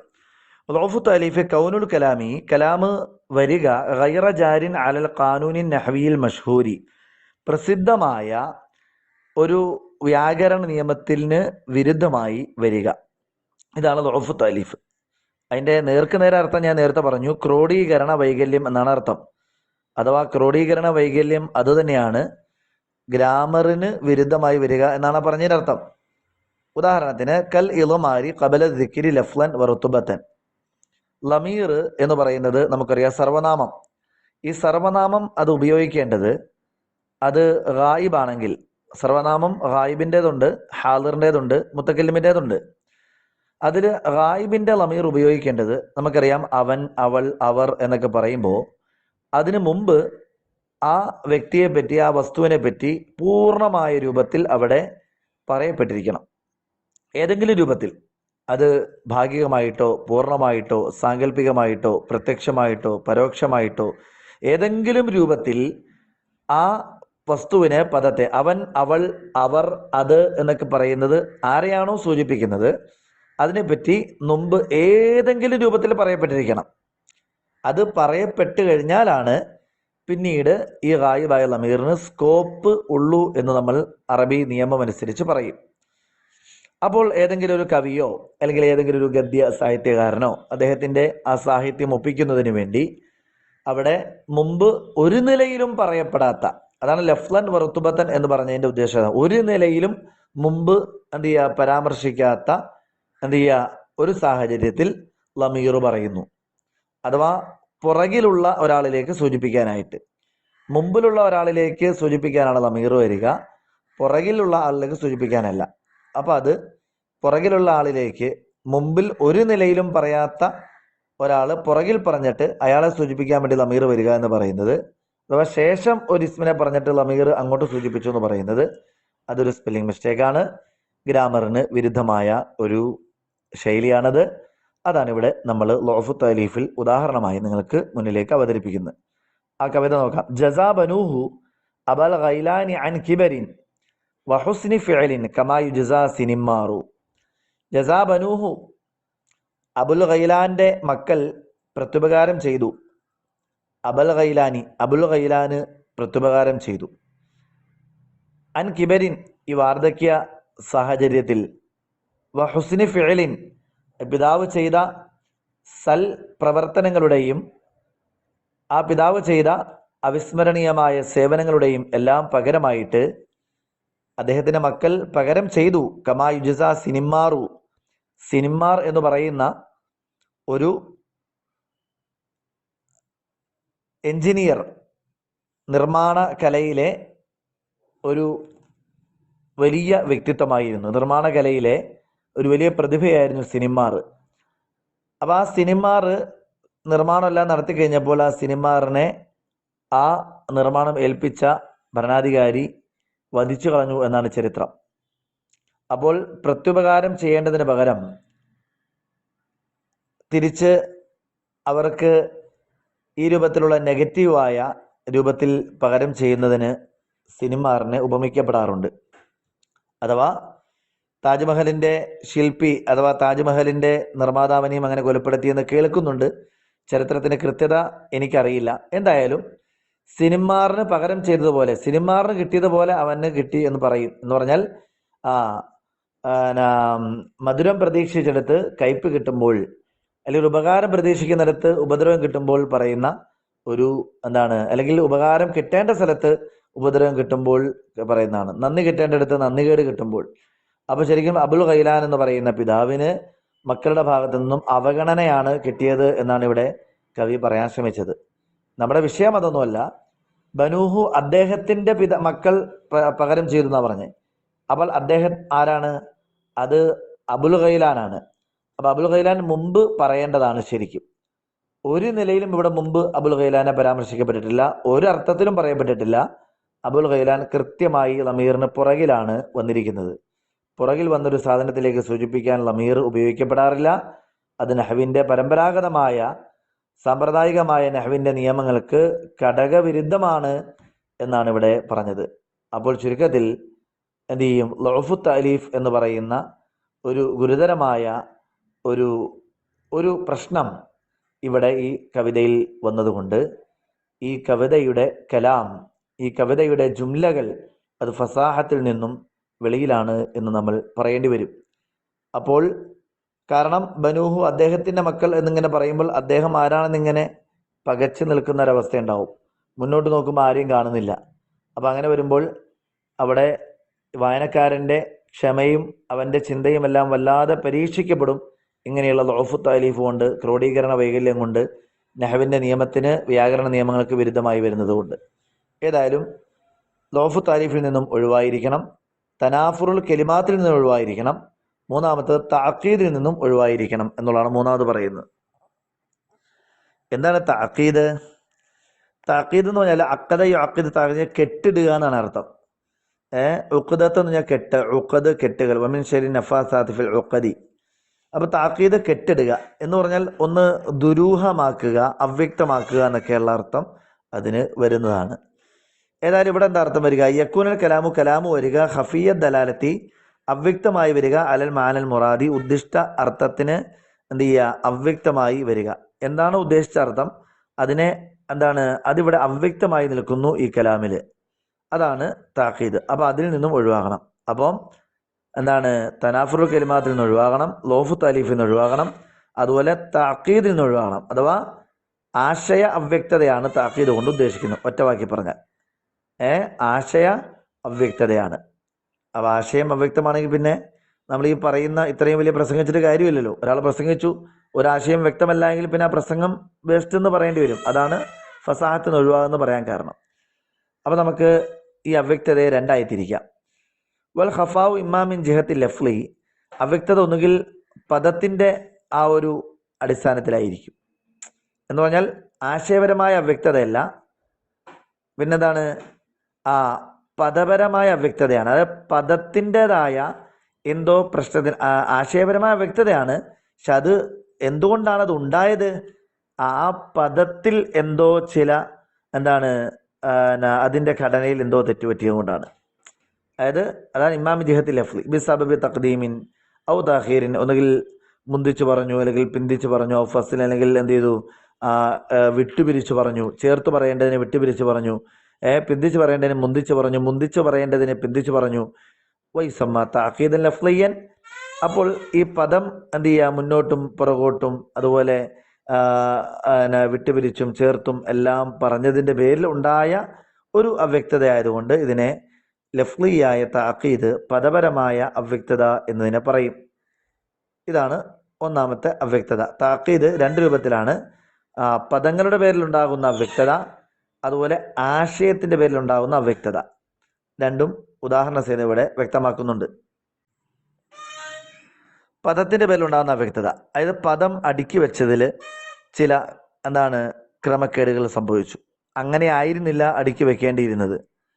അപ്പോൾ അടുക്കി വെച്ചത് എന്തായി, അതൊരു കൃത്യമായ രൂപത്തിൽ ആയില്ല. മുമ്പോട്ട് വെക്കേണ്ടതിനെ പുറകോട്ട് വെച്ചു, പുറകോട്ട് വെക്കേണ്ടതിനെ മുമ്പോട്ട് വെച്ചു. അതുപോലെ തന്നെ മറ്റ് ചേർത്ത് പറയേണ്ടതിനെ എന്ത് ചെയ്തു, രണ്ടായി പിരിച്ചു പറഞ്ഞു, പിരിച്ചു പറയേണ്ടതിനെ അത് ചേർത്ത് പറഞ്ഞു. ഇങ്ങനെയൊക്കെ സംഭവിക്കുമ്പോൾ ആശയത്തിൽ അവിടെ എന്ത് ചെയ്യുന്നു, വലിയ ഉദ്ദേശിക്കുന്ന അർത്ഥം എന്താണെന്ന് മനസ്സിലാക്കാൻ പറ്റാവോ. പദ്യത്തിലൊക്കെയാണ് ഇത് കൂടുതലും വരിക. വസനൊപ്പിക്കാൻ വേണ്ടി മുത്തനബി പറഞ്ഞിരിക്കുന്ന ഒരു വാക്ക് നമുക്ക് നോക്കാം. ജഫഖത് വഹും ലാ യജ്ഫഖൂന ബിഹാബിഹിം ഷിയമുൻ അലൽ ഹസബിൽ അഗരി ദലായിലു. ഇതിനകത്ത് എന്താണ് സംഭവിച്ചേക്കണമെന്ന് നോക്കാം. ആദ്യം ആ കവിതയുടെ പദ്യത്തിൻ്റെ ശരിയായ ഒരു ക്രമം ഇവിടെ ഇപ്പുറത്ത് കൊടുക്കുന്നുണ്ട്. ഫൈന തഖ്ദീറഹു, ഇതിൻ്റെ സങ്കല്പം ഇങ്ങനെയാണ്: ദ ജഫഖത്ത് ബിഹിം ഷിയമുൻ ദലായിലു അലൽ ഹസബിൽ അഗരി വഹും ലാ യജ്ഫഖൂന ബിഹ. ഇങ്ങനെയാണ് പറയേണ്ടത്. അപ്പോൾ അതൊരു ഗദ്യത്തിൻ്റെ രൂപമാവും. മുത്തനബി അല്പം സാഹസികത കാണിച്ചു എന്ന് തന്നെ പറയേണ്ടി വരും. മുത്തനബി ഒരു വലിയ കവിയാണ്, നിങ്ങൾക്ക് അറിയുമായിരിക്കും. അപ്പോൾ അദ്ദേഹത്തിൻ്റെ കവിതകൾ ധാരാളം തെളിവുകളൊക്കെ ഉപയോഗിക്കാറുണ്ട്. അതുപോലെ ധാരാളം സദസ്സുകളിൽ ഉപയോഗിക്കാറുണ്ട്, ആലപിക്കപ്പെടാറുണ്ട്. ഏതായാലും വലിയ ഒരു കാവ്യ സാമ്രാട്ടാണ് മുത്തനബി. ഏതായാലും അദ്ദേഹത്തിൻ്റെ സാഹസികത ഉള്ളവർക്കാണല്ലോ പ്രതിഫത്വം തെളിയിക്കാൻ കഴിയുകയുള്ളൂ. എന്തായാലും അദ്ദേഹത്തിൻ്റെ ചില സാഹസികത ഫസാഹത്തിൽ നിന്നും അദ്ദേഹത്തിൻ്റെ കവിതയെ പുറത്തേക്ക് തള്ളിവിടാൻ കാരണമായിട്ടുണ്ട്. അതിൽപ്പെട്ട ഒന്നാണിത്. അപ്പം നമുക്ക് ആ തഖ്ദീർ വെച്ച് അർത്ഥം വയ്ക്കാം, അതായിരിക്കും ചൂടെ നല്ലത്. ജഫഖത്ത് ബിഹിം, അവരിൽ എന്ത് ചെയ്തിരിക്കുന്നു, പ്രൗഢമായി വന്നിരിക്കുന്നു. ഷിയമുൻ, ധാരാളം സ്വഭാവങ്ങൾ, ശൈലികൾ, സാംസ്കാരിക മുദ്രകൾ, ദലായിലു അറിയിക്കുന്നതാണ്. അലൽ ഹസബിൽ അഗരി, പ്രശോഭിതമായ ഒരു കുടുംബ മഹിമയെ അറിയിക്കുന്ന ഒരു സാംസ്കാരിക മൂല്യങ്ങൾ അവരിൽ പ്രൗഢമായി അത് എന്ത് ചെയ്തു, വന്നിരിക്കുന്നു. പക്ഷേ വഹും, അവർ ലാ യജ്ഫഖൂന ബിഹ, അതിൻ്റെ പേരിൽ അവർ അഹന്ത നടിക്കുന്നില്ല എന്നാണ് ഇവിടെ പറയാൻ ആഗ്രഹിക്കുന്നത്. എന്ന് പറഞ്ഞാൽ ഒരു പ്രശോഭിതമായ ഒരു വലിയൊരു കുടുംബ പാരമ്പര്യത്തിന് ഉള്ള മതിയായ എല്ലാ കാര്യങ്ങളും അവരിലുണ്ട്. എല്ലാ നല്ല ഗുണങ്ങളും സംസ്കാരങ്ങളും എല്ലാ മൂല്യങ്ങളും കീഴ്വഴക്കങ്ങളും എല്ലാം ഉണ്ട്. വേണമെങ്കിൽ അവരൊന്നൊരു ചെറുതായി അഹങ്കരിച്ചാൽ പോലും അത് അധികമാണ്, അല്ലെങ്കിൽ അതൊരു അതിര് കടന്നാണെന്ന് പറയാൻ കഴിയില്ല. അത്രത്തോളം സമ്പൂർണ്ണമാണ്. പക്ഷേ എന്നിട്ട് പോലും അവർ അഹങ്കരിക്കുന്നില്ല എന്നാണ് പറയുന്നത്. ഇനി നിങ്ങൾ പദ്യത്തിലേക്ക് വരീൻ. പദ്യത്തിൽ നോക്കിയേ. ജഫഖത്ത് ബിഹിം ഇങ്ങേ സൈഡിലാണ് വന്നിരിക്കുന്നത്. ഷിയമുൻ ഓക്കെ, ദലായിലു ഇങ്ങേ അറ്റത്താണ് വന്നിരിക്കുന്നത്. അലൽ ഹസബിൽ അഗരി എല്ലാം കഴിഞ്ഞ് വഹും ലാ യജ്ഫഖൂന ബിഹ എന്നുള്ളത് അവസാനം വരേണ്ടത് അത് ഇടയിൽ കയറി വന്നിരിക്കും. ഇങ്ങനെ മൊത്തത്തിൽ അവിടെ ആ പദം അടുക്കി വച്ചിരിക്കുന്നതിൽ ഒരു വലിയ അശാസ്ത്രീയതയുണ്ട്. അതിലൂടെ ഉദ്ദേശിക്കുന്ന എന്താണ്, മുത്തനബിയുടെ മനോഗതം എന്താണെന്ന് വിലയിരുത്താനും ഒപ്പിയെടുക്കാൻ പോലും വായനക്കാരന് കഴിയാത്ത വിധം അത്രമേൽ അത് ദുർഘടമായി മാറി. ഇതാണ് താഖീദിന്റെ ഒന്നാമത്തെ ഒരു രൂപം. രണ്ടാമത്തേത് വൈമാമിൻ ജിഹത്തിൽ മാന, ഒരു ആശയ രൂപത്തിലായിരിക്കും രണ്ടാമത്തെ അവ്യക്തത വരുന്നത്. രണ്ടാമത്തത് ആശയരൂപത്തിലായിരിക്കും. അതായത് ഇവിടെ സംസാരിക്കുന്ന ആള്, പറയുന്ന ആള് ഉദ്ദേശിക്കുന്ന അർത്ഥം, അത് ഉദ്ദേശിക്കുന്ന അർത്ഥം വ്യക്തമാകാതെ വരുന്നതിൻ്റെ രണ്ട് കാരണങ്ങളാണ് പറഞ്ഞു. ഒന്ന്, പദത്തിൻ്റെ അശാസ്ത്രീയമായ അടുക്കലാണ്. രണ്ട്, ആശയപരമായ വൈമാമി ജിഹത്തിൽ മാന, ആശയപരമായ രൂപത്തിലായിരിക്കും. ബിസബബി ഇസ്തിഅമാലി മജാസാത്തിൻ വ കിനായാത്തിൻ, മജാസുകളും കിനായകളും. അതായത് മജാസുകൾ കിനായകൾ എന്ന് പറഞ്ഞാൽ നമുക്കറിയാം, യഥാർത്ഥ അർത്ഥത്തിൽ നിന്നും മാറി വൈഡായിട്ട് എന്ത് ചെയ്യുക, അല്പം വിദൂരമായ അർത്ഥങ്ങളെ ഉദ്ദേശിക്കുന്നതിനാണ് മജാസ് കിനായ എന്ന് പറയുക. അത് സാങ്കേതികമായി ഒരല്പം വ്യത്യാസം അത് തമ്മിലുണ്ടെങ്കിലും ഒറ്റ വാക്കിൽ പറഞ്ഞാൽ നമുക്ക് അങ്ങനെ പറയാം. ഒരല്പം വിദൂരമായ അർത്ഥം ഉദ്ദേശിക്കുക. അപ്പോൾ ലാ യുഫ്ഹമുൽ മുറാദു ബിഹ, ആ മജാസ് കിനായകളുടെ ഉദ്ദേശം ഇവിടെ മനസ്സിലാക്കാൻ കഴിയുന്നില്ല. അതായത് ഒറ്റ നോട്ടത്തിൽ മനസ്സിലാക്കാൻ കഴിയാത്ത സാഹിത്യ ഉപയോഗ രീതികൾ, മജാസ് കിനായ, ഇസ്തിആറ പോലെയുള്ള സാഹിത്യ ഉപയോഗ രീതികൾ. അപ്പോൾ നമുക്കത് നന്നായിട്ട് മനസ്സിലാകുന്ന രീതികളുണ്ട്. സാഹിത്യ രീതിയിൽ നന്നായിട്ട് ആസ്വദിക്കാൻ കഴിയുന്നുണ്ട്. ഉദാഹരണത്തിന് നമുക്ക് പറയാൻ പറ്റും, എന്ത് ചെയ്യുക, വാക്കുകളുടെ പറുദീസ അല്ലേ, അല്ലെങ്കിൽ അക്ഷരങ്ങളുടെ മായാജാലം, അല്ലെങ്കിൽ അക്ഷരങ്ങളുടെ പൂങ്കാവനം, ഇങ്ങനെയൊക്കെ നമ്മളൊരു സാഹിത്യം പറഞ്ഞാൽ നമുക്ക് നല്ല ഒരു മനോഹരമായിട്ട് തോന്നും, ആസ്വദിക്കാനും കഴിയും. പക്ഷേ ചിലപ്പോൾ ചില കവികളുണ്ട്, അത് പറഞ്ഞ് ചിലപ്പോൾ വല്ലാതെ അങ്ങ് വൈഡായിട്ട് ചിലപ്പോൾ അതിൻ്റെ ഉദ്ദേശം മനസ്സിലാക്കാൻ കഴിയാത്ത രൂപത്തിൽ. അപ്പോൾ ചുരുക്കത്തിൽ ഇവിടെ പദങ്ങളുടെ ഒരു അശാസ്ത്രീയമായ ഒരു ക്രമീകരണം ഒന്നുമല്ല ഇവിടുത്തെ കാരണം. ഇവിടുത്തെ കാരണം ഈ പറയപ്പെട്ടതുപോലെ ഒരല്പം ആശയപരമായി ഒരു അവ്യക്തതയാണ് ഇവിടെ വന്നിരിക്കുന്നത്. വൈസമ്മ താക്കീദൻ മാനവിയൻ, ഇതിനെ താക്കീദ മാനവി എന്നാണ് പറയുക. ആദ്യത്തിന് താക്കീദ ലഫ്ലി എന്നാണ് പറയുക. നഹ്ഖോലിക, ഉദാഹരണം നീ പറയുന്നു, നഷറൽ മലിക്കു, രാജാവ് വിന്യസിച്ചു, അൽസിനത്തഹു, തൻ്റെ നാവുകളെ, ഫിൽ മദീനത്തി, പട്ടണത്തിൽ. മുരീദൻ ഇവിടെ ഉദ്ദേശിക്കുന്നത് ജവാസി സഹു, അദ്ദേഹത്തിൻ്റെ ചാരന്മാരെയാണ്. അപ്പോൾ ഇവിടെ അൽസിനത്ത് എന്നുകൊണ്ട് ഉദ്ദേശിക്കുക, നാവ് കൊണ്ട് ഉദ്ദേശിക്കുന്നത് ചാരന്മാരെയാണ്. വസ്വാബ് ശരിയായിട്ട് ഇവിടെ പറയേണ്ടത് നഷറ ഉയൂനഹു എന്നാണ് പറയേണ്ടത്. അതായത് ചാരന്മാർക്ക് വേണ്ടി ഒരു മറച്ചു പറയാനാണ് ആഗ്രഹിക്കുന്നതെങ്കിൽ, അല്ലെങ്കിൽ ചാരന്മാരെ അല്പം ഹൈഡ് ചെയ്ത്, അല്ലെങ്കിൽ ചാരന്മാരെ അല്പം ഒരല്പം ഒരു ആലങ്കാരികമായി പറയാനാണ് ആഗ്രഹിക്കുന്നതെങ്കിൽ ഇവിടെ ഉയൂൻ എന്നാണ് പറയേണ്ടത്, ജവാസീസ് എന്ന് പറഞ്ഞില്ലെങ്കിൽ. അപ്പോൾ അൽസിനത്ത് എന്ന് പറയുന്നത് അല്പം കൂടി വൈഡായിട്ടുള്ള ഒരു പദമാണ്. പെട്ടെന്ന് ചിലപ്പോൾ അത് ചാരന്മാരാണെന്ന് കേൾവിക്കാരന് അല്ലെങ്കിൽ വായനക്കാരന് മനസ്സിലായിക്കൊള്ളാൻ നിർബന്ധമില്ല.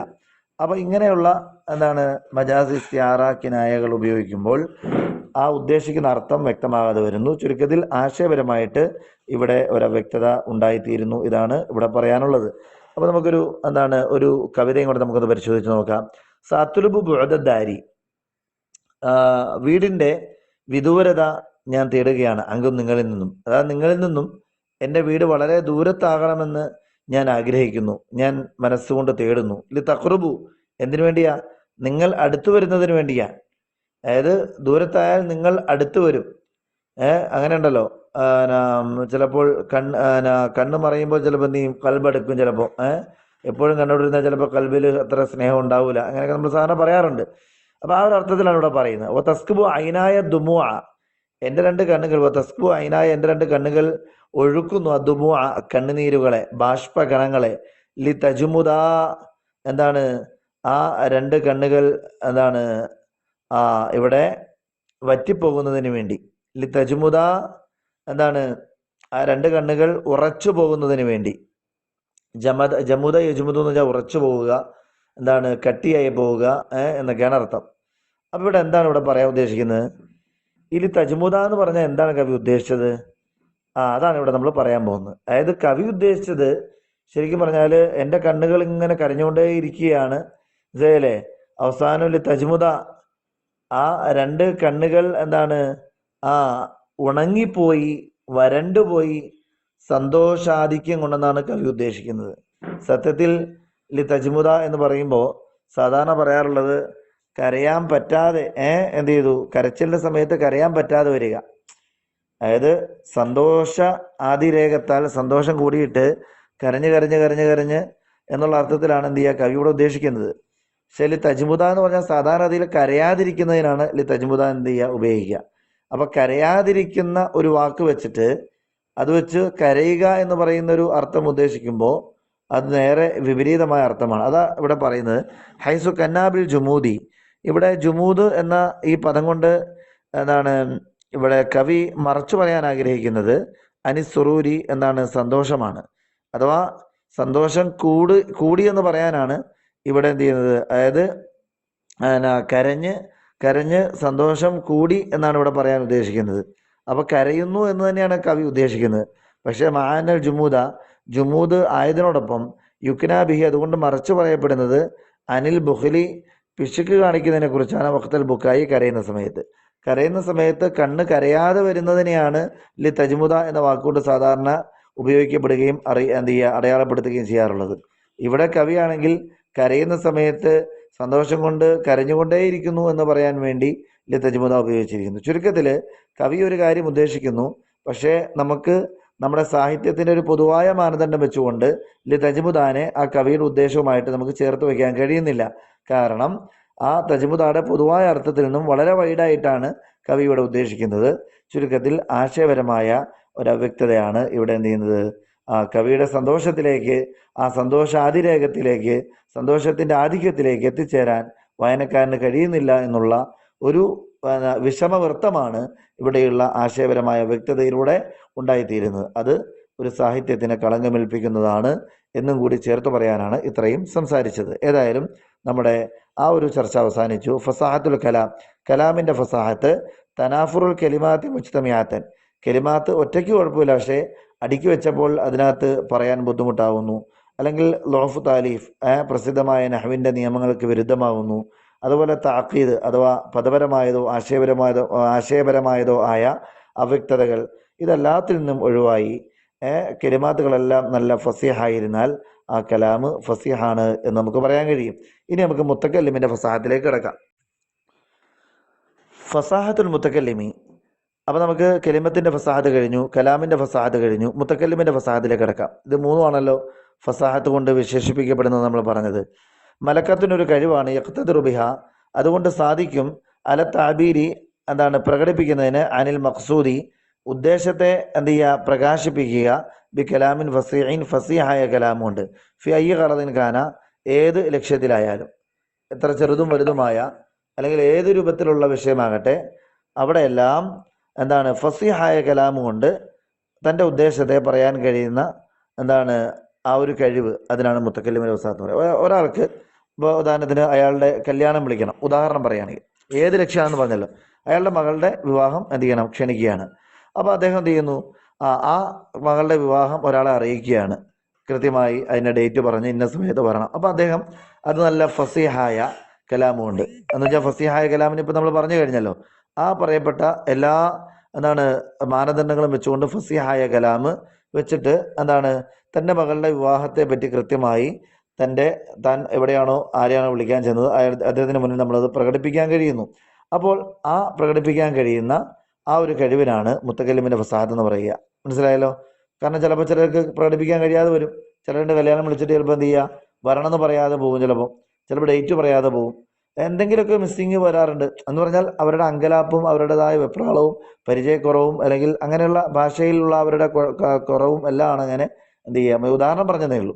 അപ്പോൾ ചുരുക്കി പറഞ്ഞാൽ ഏത് മേഖലയിലും, ഒരു പ്രസംഗമായാലും ഒരു ഉപദേശമായാലും അല്ലെങ്കിൽ ഒരു സിറ്റിംഗ് ആയാലും അല്ലെങ്കിൽ എന്തായാലും മസ്ലഹത്തായാലും, അവിടെയൊക്കെ ഏത് ചെറുതും വലുതുമായതിൽ ഫസീഹായ കലാം കൊണ്ട് തൻ്റെ ഉദ്ദേശം പറയാൻ കഴിയുന്ന ആ ഒരു അഭിരുചിക്കാണ് മുത്തക്കല്ലിമിൻ്റെ ഫസാഹത്ത് എന്ന് പറയുക. ഏതായാലും ഫസാഹത്തിൻ്റെ ചർച്ച ഇവിടെ അവസാനിച്ചിരിക്കുകയാണ്. അതായത് ഫസീഹായ പദം എന്നാൽ എന്ത്, ഫസീഹായ വാക്യം എന്നാൽ എന്ത്, ഫസീഹായ എന്ത് ചെയ്യുക, ഒരു മുത്തക്കല്ലിമിൻ്റെ ഒരു ഫസാഹത്ത് എന്ന് പറഞ്ഞാൽ അഭിരുചി എന്താണ് എന്നൊക്കെ ഇവിടെ പറഞ്ഞു കഴിഞ്ഞു.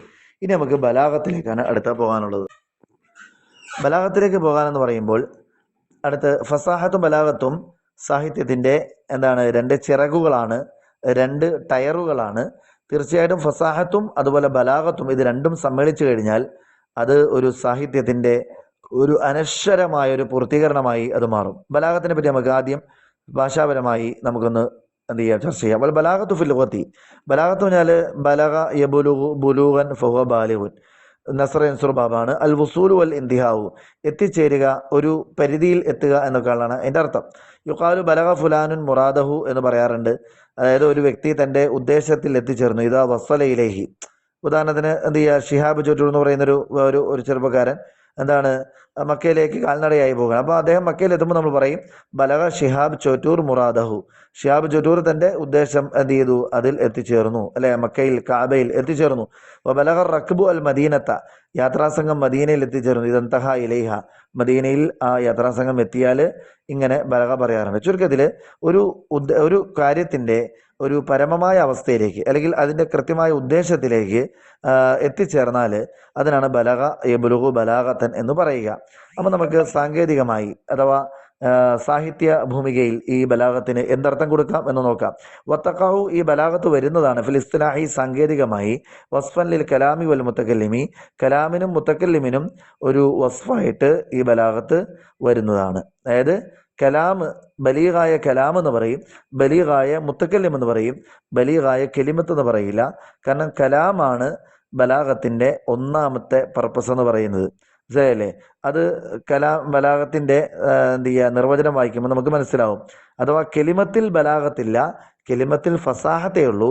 കലാമിലും ഫസാഹത്തുണ്ട്, മുത്തക്കല്ലിമിനും ഫസാഹത്തുണ്ട്. പക്ഷേ ബലാഗത്ത് എന്ന് പറയുമ്പോൾ കലാമിലും മുത്തക്കല്ലിമിനും മാത്രമേ ഉള്ളൂ, കെലിമത്തിൽ ഇല്ല. എന്താണെന്ന് നമുക്ക് നോക്കാം.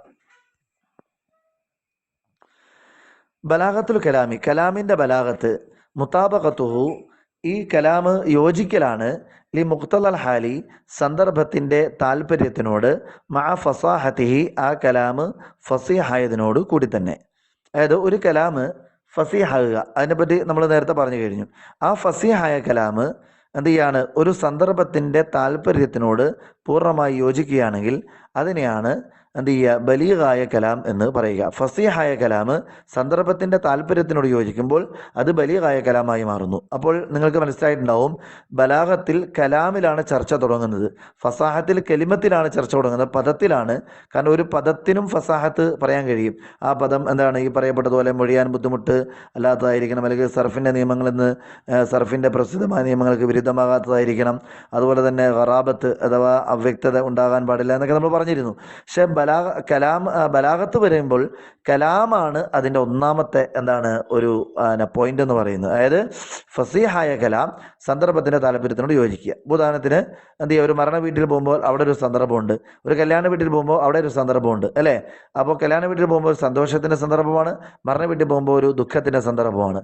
അപ്പോൾ ഒരാൾ എന്ത് ചെയ്യുക, ഒരു ഫസീഹായ കലാം മരണ വീട്ടിൽ എന്താണ് ആ സന്ദർഭത്തിനോട് യോജിച്ചുകൊണ്ട്, ഒരു ദുഃഖത്തോട് ചേർന്ന് നിന്നുകൊണ്ട് ഒരു സാന്ത്വനത്തിന്റെ വാക്ക് പറഞ്ഞാൽ അവിടെ ആ കലാമ് ബലീഗായ എന്ന് പറയും.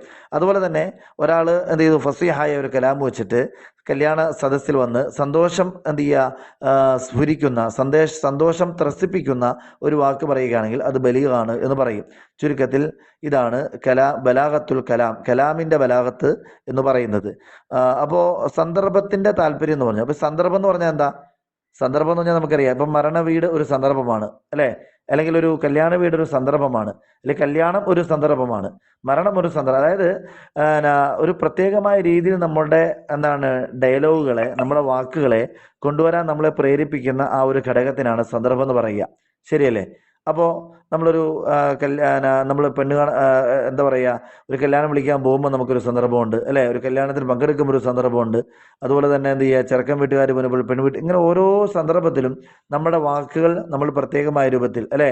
നമ്മൾ ഓഫീസിൽ പോകുമ്പോൾ ഉപയോഗിക്കുന്ന വാക്കുകളല്ല നമ്മൾ വീട്ടിൽ വരുമ്പോൾ ഉപയോഗിക്കുക, വീട്ടിൽ വരുമ്പോൾ ഉപയോഗിക്കുന്ന വാക്കുകൾ നമ്മൾ മാർക്കറ്റിൽ പോകുമ്പോൾ ഉപയോഗിക്കുക.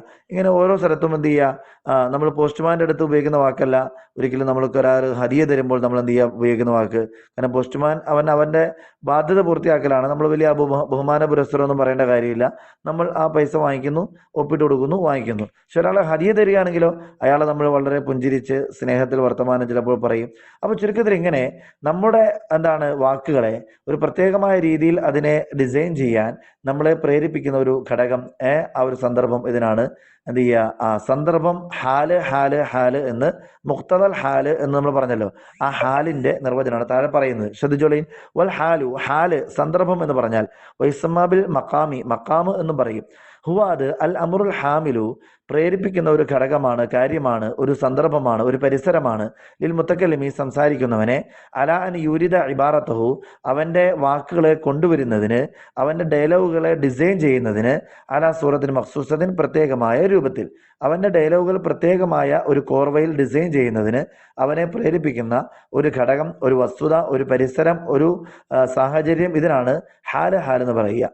ആ സന്ദർഭത്തിന്റെ താല്പര്യത്തിനോട് ഒരാളുടെ കലാമ് പൂർണ്ണമായി യോജിക്കുകയാണെങ്കിൽ അതിനെ ബലീഗാണെന്ന് പറയാം.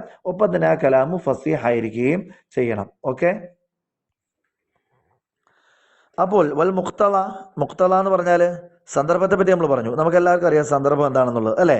വൽ മുഖ്തദ. അപ്പോൾ ഉദാഹരണത്തിന് ഒരു മരണ വീട്ടിൽ വന്നുകൊണ്ട് ഒരാൾ ഒരു ഭയങ്കര കോമഡി പറഞ്ഞാൽ അതേറെ വെറുക്കപ്പെട്ടതായിരിക്കും. കാരണം കോമഡി നല്ലതായിരിക്കും, പക്ഷേ നല്ല മനോഹരമായ ചിരിപ്പിക്കാൻ പറ്റുന്ന, അല്ലെങ്കിൽ എല്ലാവരുടെ മനസ്സിനെ എന്താ പറയുക, ഒരു അവരുടെ മനസ്സിൽ പറ്റിയിരിക്കുന്ന നിർജീവതയൊക്കെ എന്ത് ചെയ്യുക, കഴുകിക്കളയാൻ മാത്രം പാകതയുള്ള നല്ല കോമഡി ആയിരിക്കും, മനോഹരമായ ഒരു നർമ്മ രസമായിരിക്കും. പക്ഷേ അത് മരണ വീട്ടിലാകുമ്പോൾ അത് വളരെ വെറുക്കപ്പെട്ടതാകുന്നു. എല്ലാവരും അവനെ അവജ്ഞയോടെ നോക്കും, അല്ലേ? അതുപോലെ കല്യാണ വീട്ടിൽ വന്നിട്ട് വല്ലാതെ ഒരു സെന്റിമെന്റ്സ് അടിച്ചു കഴിഞ്ഞാലും ഈ പറഞ്ഞതുപോലെ ആളുകൾ അവനെ എന്ത് ചെയ്യും, ഒരു സന്ദർഭത്തിനോട്, അല്ലേ, സന്ദർഭം മനസ്സിലാക്കാൻ കഴിവില്ലാത്ത ഒരു മൂഢനാണ് എന്ന് വിലയിരുത്തും. അപ്പോൾ സന്ദർഭം എന്ന് പറഞ്ഞാൽ നമുക്ക് മനസ്സിലായി. ഇനി അതിന്റെ താല്പര്യം എന്ന് പറഞ്ഞാലോ, വൽ മുഖ്തള. മുഖ്തള എന്ന് പറഞ്ഞാൽ താല്പര്യം എന്നർത്ഥം. വൈസമ്മൽ എഅ്തിബാർ അൽ മുനാസിബ്. എഅ്തിബാർ അൽ മുനാസിബ് എന്നും ഇതിന് പേരുണ്ട്. ഏതുപോലെ സന്ദർഭത്തിന് ഹാലെന്നും മഖാമെന്നും പേരുള്ളതുപോലെ താല്പര്യത്തിന് മുഖ്തള എന്നും പറയും, എഅ്തിബാർ അൽ മുനാസിബ് എന്ന് പറയും. ഹുവ, എന്താ ഈ മുഖ്തള എന്ന് പറഞ്ഞാൽ അസ്സൂറത്തുൽ മഖ്സൂസ, ആ പ്രത്യേകമായ രീതിയാണ്. അല്ലത്തി തൂറദു അലൈഹൽ ഇബാറത്തു. അല്ലത്തി എങ്ങനെയുള്ള രീതിയാണ്? തൂറദു അലൈഹ, ആ രീതിയിൽ കൊണ്ടുവരപ്പെടുന്നു. അല്ല ഇബാറത്തു, ഇവിടെ ഇബാറത്തിന്, അഥവാ ഇബാറത്ത് ഇവിടെ കൊണ്ടുവരപ്പെടുന്ന അല്ലെങ്കിൽ ഇവിടെ അവതരിപ്പിക്കപ്പെടുന്ന ആ പ്രത്യേകമായ രീതി ഉണ്ടല്ലോ, ഇതാണ് സന്ദർഭത്തിന്റെ താല്പര്യം എന്ന് പറയുന്നത്. ഇവിടെ അതിന് എന്ത് ചെയ്യുക, വളരെ കൃത്യമായിട്ട്, അഥവാ ഉദാഹരണത്തിന് സന്ദർഭത്തിന്റെ താല്പര്യം. ഇപ്പൊ മരണ വീട്ടിൽ എന്താണ് അവിടെ സന്ദർഭത്തിന്റെ താല്പര്യം? അവിടെ സന്ദർഭത്തിന്റെ താല്പര്യം അവിടെ എന്താണ്? ഹ്രസ്വമായ വാക്കുകൾ പറയുക എന്നുള്ളതാണ്. അതുപോലെ സാന്ത്വനത്തിന്റെ വാക്കുകൾ പറയുക എന്നുള്ളതാണ് മരണ വീട്ടിന്റെ താല്പര്യം എന്ന് പറയുന്നത്. അതുപോലെ കല്യാണ വീട്ടിലെ അത് അല്പം വിശദമായി സംസാരിക്കുക, മനസ്സ് തുറന്നിടപഴകുക, സന്തോഷ വാക്കുകൾ പറയുക, ഇതാണ് കല്യാണ വീടിന്റെ ഒരു താല്പര്യം എന്ന് പറയുന്നത്. അപ്പോൾ ഇതാണ്. അപ്പോൾ ആ താല്പര്യം എന്ന് പറഞ്ഞാൽ നമ്മളുടെ ഡയലോഗ് കൊണ്ടുവരുന്ന ആ പ്രത്യേകമായ രീതി ഉണ്ടല്ലോ, അതിനാണ്. അത് ചിലപ്പോൾ വിശാലമായിട്ടാകാം, ചിലപ്പോൾ ചുരുങ്ങിയ രൂപത്തിലാകാം. അതുപോലെ തന്നെ എന്താണ്, ഉദാഹരണത്തിന് നമ്മൾ ഒരാൾ വളരെ ധൃതിപ്പെട്ട് നിൽക്കുന്നു, അതായത് ധൃതിപ്പെട്ട് നിന്നിട്ട് നമ്മുടെ യാത്ര ചോദിക്കാൻ വരികയാണ്. അപ്പോൾ അവിടെ ഒരു സന്ദർഭമുണ്ട്. അത് അയാളോട് എങ്ങനെ സംസാരിക്കണം? കാരണം അയാളോട് ഈ പറയപ്പെട്ടതുപോലെ എന്താണ്, അയാൾ ബസ് പോകാൻ വേണ്ടി പോകുന്നു, ട്രെയിൻ പോകാൻ വേണ്ടി പോകുന്നു, അല്ലെങ്കിൽ ഫ്ലൈറ്റ് പോകാൻ ടൈമായിരിക്കുന്നു. അപ്പോൾ ജസ്റ്റ് ഒരു പുഞ്ചിരിയിൽ മാത്രം ചിലപ്പോൾ അവിടെ സംസാരം ഒതുക്കേണ്ടി വരും, ചിലപ്പോൾ ചെറിയ 2-3 വാക്കുകൾ ഒതുക്കേണ്ടി വരും. അപ്പോൾ അത് അവിടുത്തെ സന്ദർഭത്തിന്റെ താല്പര്യമാണ്, വളരെ ചുരുക്കി ഷോർട്ടായി സംസാരിക്കുക എന്നുള്ളത്. അപ്പം ആ സന്ദർഭം ആ ധൃതിയുടെ സന്ദർഭമാണ്, താല്പര്യം ഷോർട്ടാക്കുക എന്നുള്ളതാണ്. അതേപോലെ തന്നെ ഒരാൾ ഗൾഫിൽ നിന്ന് വരുന്നു, ദീർഘനാളത്തെ ഇടവേളയ്ക്ക് ശേഷമാണ് വരുന്നത്, 5 വർഷം കഴിഞ്ഞ് വരികയാണ്, അയാൾ വീട്ടിൽ വന്നു, അല്ലേ? അപ്പോൾ സ്വന്തം വീട്ടിൽ വരുമ്പോൾ വിശാലമായി സംസാരിക്കുക എന്നുള്ളതാണ് അവിടുത്തെ താല്പര്യം എന്ന് പറയുന്നത്, അല്ലേ? കാരണം പ്രവാസ ലോകത്തു നിന്നുള്ള മടക്കമാണ് സന്ദർഭം. അവിടുത്തെ താല്പര്യം വിശാലമായി പറയുക. 5 വർഷത്തെ ആ ഒരു പ്രവാസ ജീവിതത്തിന്റെ കനലുകളും നൊമ്പരങ്ങളും സന്തോഷങ്ങളും എല്ലാം ഇഴപിരിഞ്ഞ ആ ജീവിതത്തെ വിശാലമായി എക്സ്പ്ലെയിൻ ചെയ്യുക എന്നുള്ളത്. കാരണം 6 മാസത്തെ ലീവിനാണ് വന്നിരിക്കുന്നത്. ഇങ്ങനെയുള്ള ഇനി നമുക്കൊരു ഇവിടെ കിതാബിൽ പറഞ്ഞ വിശദീകരണത്തിലേക്ക് നമുക്ക് പോകാം. മസല ഉദാഹരണത്തിന് മദ്ഹു, ഒരു സ്തുതി എന്ന് പറയുന്നത്, ഒരാളെ സ്തുതിക്കുക, അത് ഹാലുൻ ഒരു സന്ദർഭമാണ്. യദ്ഉ, അത് പ്രേരിപ്പിക്കുന്നു. ഇറാദിൽ ഇബാറത്തി, ഇബാറത്ത് കൊണ്ടുവരുന്നതിന് അലാ സൂറത്തിൽ ഇത്നാബി, എന്താണ്, പരത്തി പറയുന്ന രൂപത്തിൽ, അഥവാ എന്ത് ചെയ്യുക, 1-2 വാക്കിലല്ല, അല്പം വിശദമായിട്ട് തന്നെ എന്ത് ചെയ്യുക, പറയുക എന്നുള്ളതാണ് അവിടുത്തെ താല്പര്യം. അപ്പോൾ അതാണ് ഒന്നാമത്തെ. വദക്കാവുൽ മുഖാത്തബി, അപ്പം മനസ്സിലായില്ലേ, സന്ദർഭം അവിടെ സ്തുതിക്കലാണ്. അവിടെ സന്ദർഭത്തിന്റെ താല്പര്യം ഇത്നാബ്, അഥവാ പരത്തി പറയുക, വിശാലമായി പറയുക എന്നുള്ളതാണ്. അതുപോലെ നേരെ തിരിച്ച് വദക്കാവുൽ മുഖാത്തബി, മുഖാത്തബിന്റെ ബുദ്ധികൂർമ്മത, അതായത് ഞാൻ സംസാരിക്കുന്ന ആള് വളരെ എന്താണ് ടാലന്റഡ് ആയിട്ടുള്ള ആളാണ്, വളരെ എന്താണ് പറയുക, നിരീക്ഷണ ബുദ്ധിയുള്ള, വളരെ നന്നായിട്ട് എന്ത് ചെയ്യുക, ഗ്രാസ്പിംഗ്, നല്ല ക്യാച്ച് ചെയ്യാൻ പവറുള്ള നല്ലൊരു മനുഷ്യനാണ് കേൾക്കുന്നതെങ്കിൽ ഹാലിൻ അതൊരു സന്ദർഭമാണ്.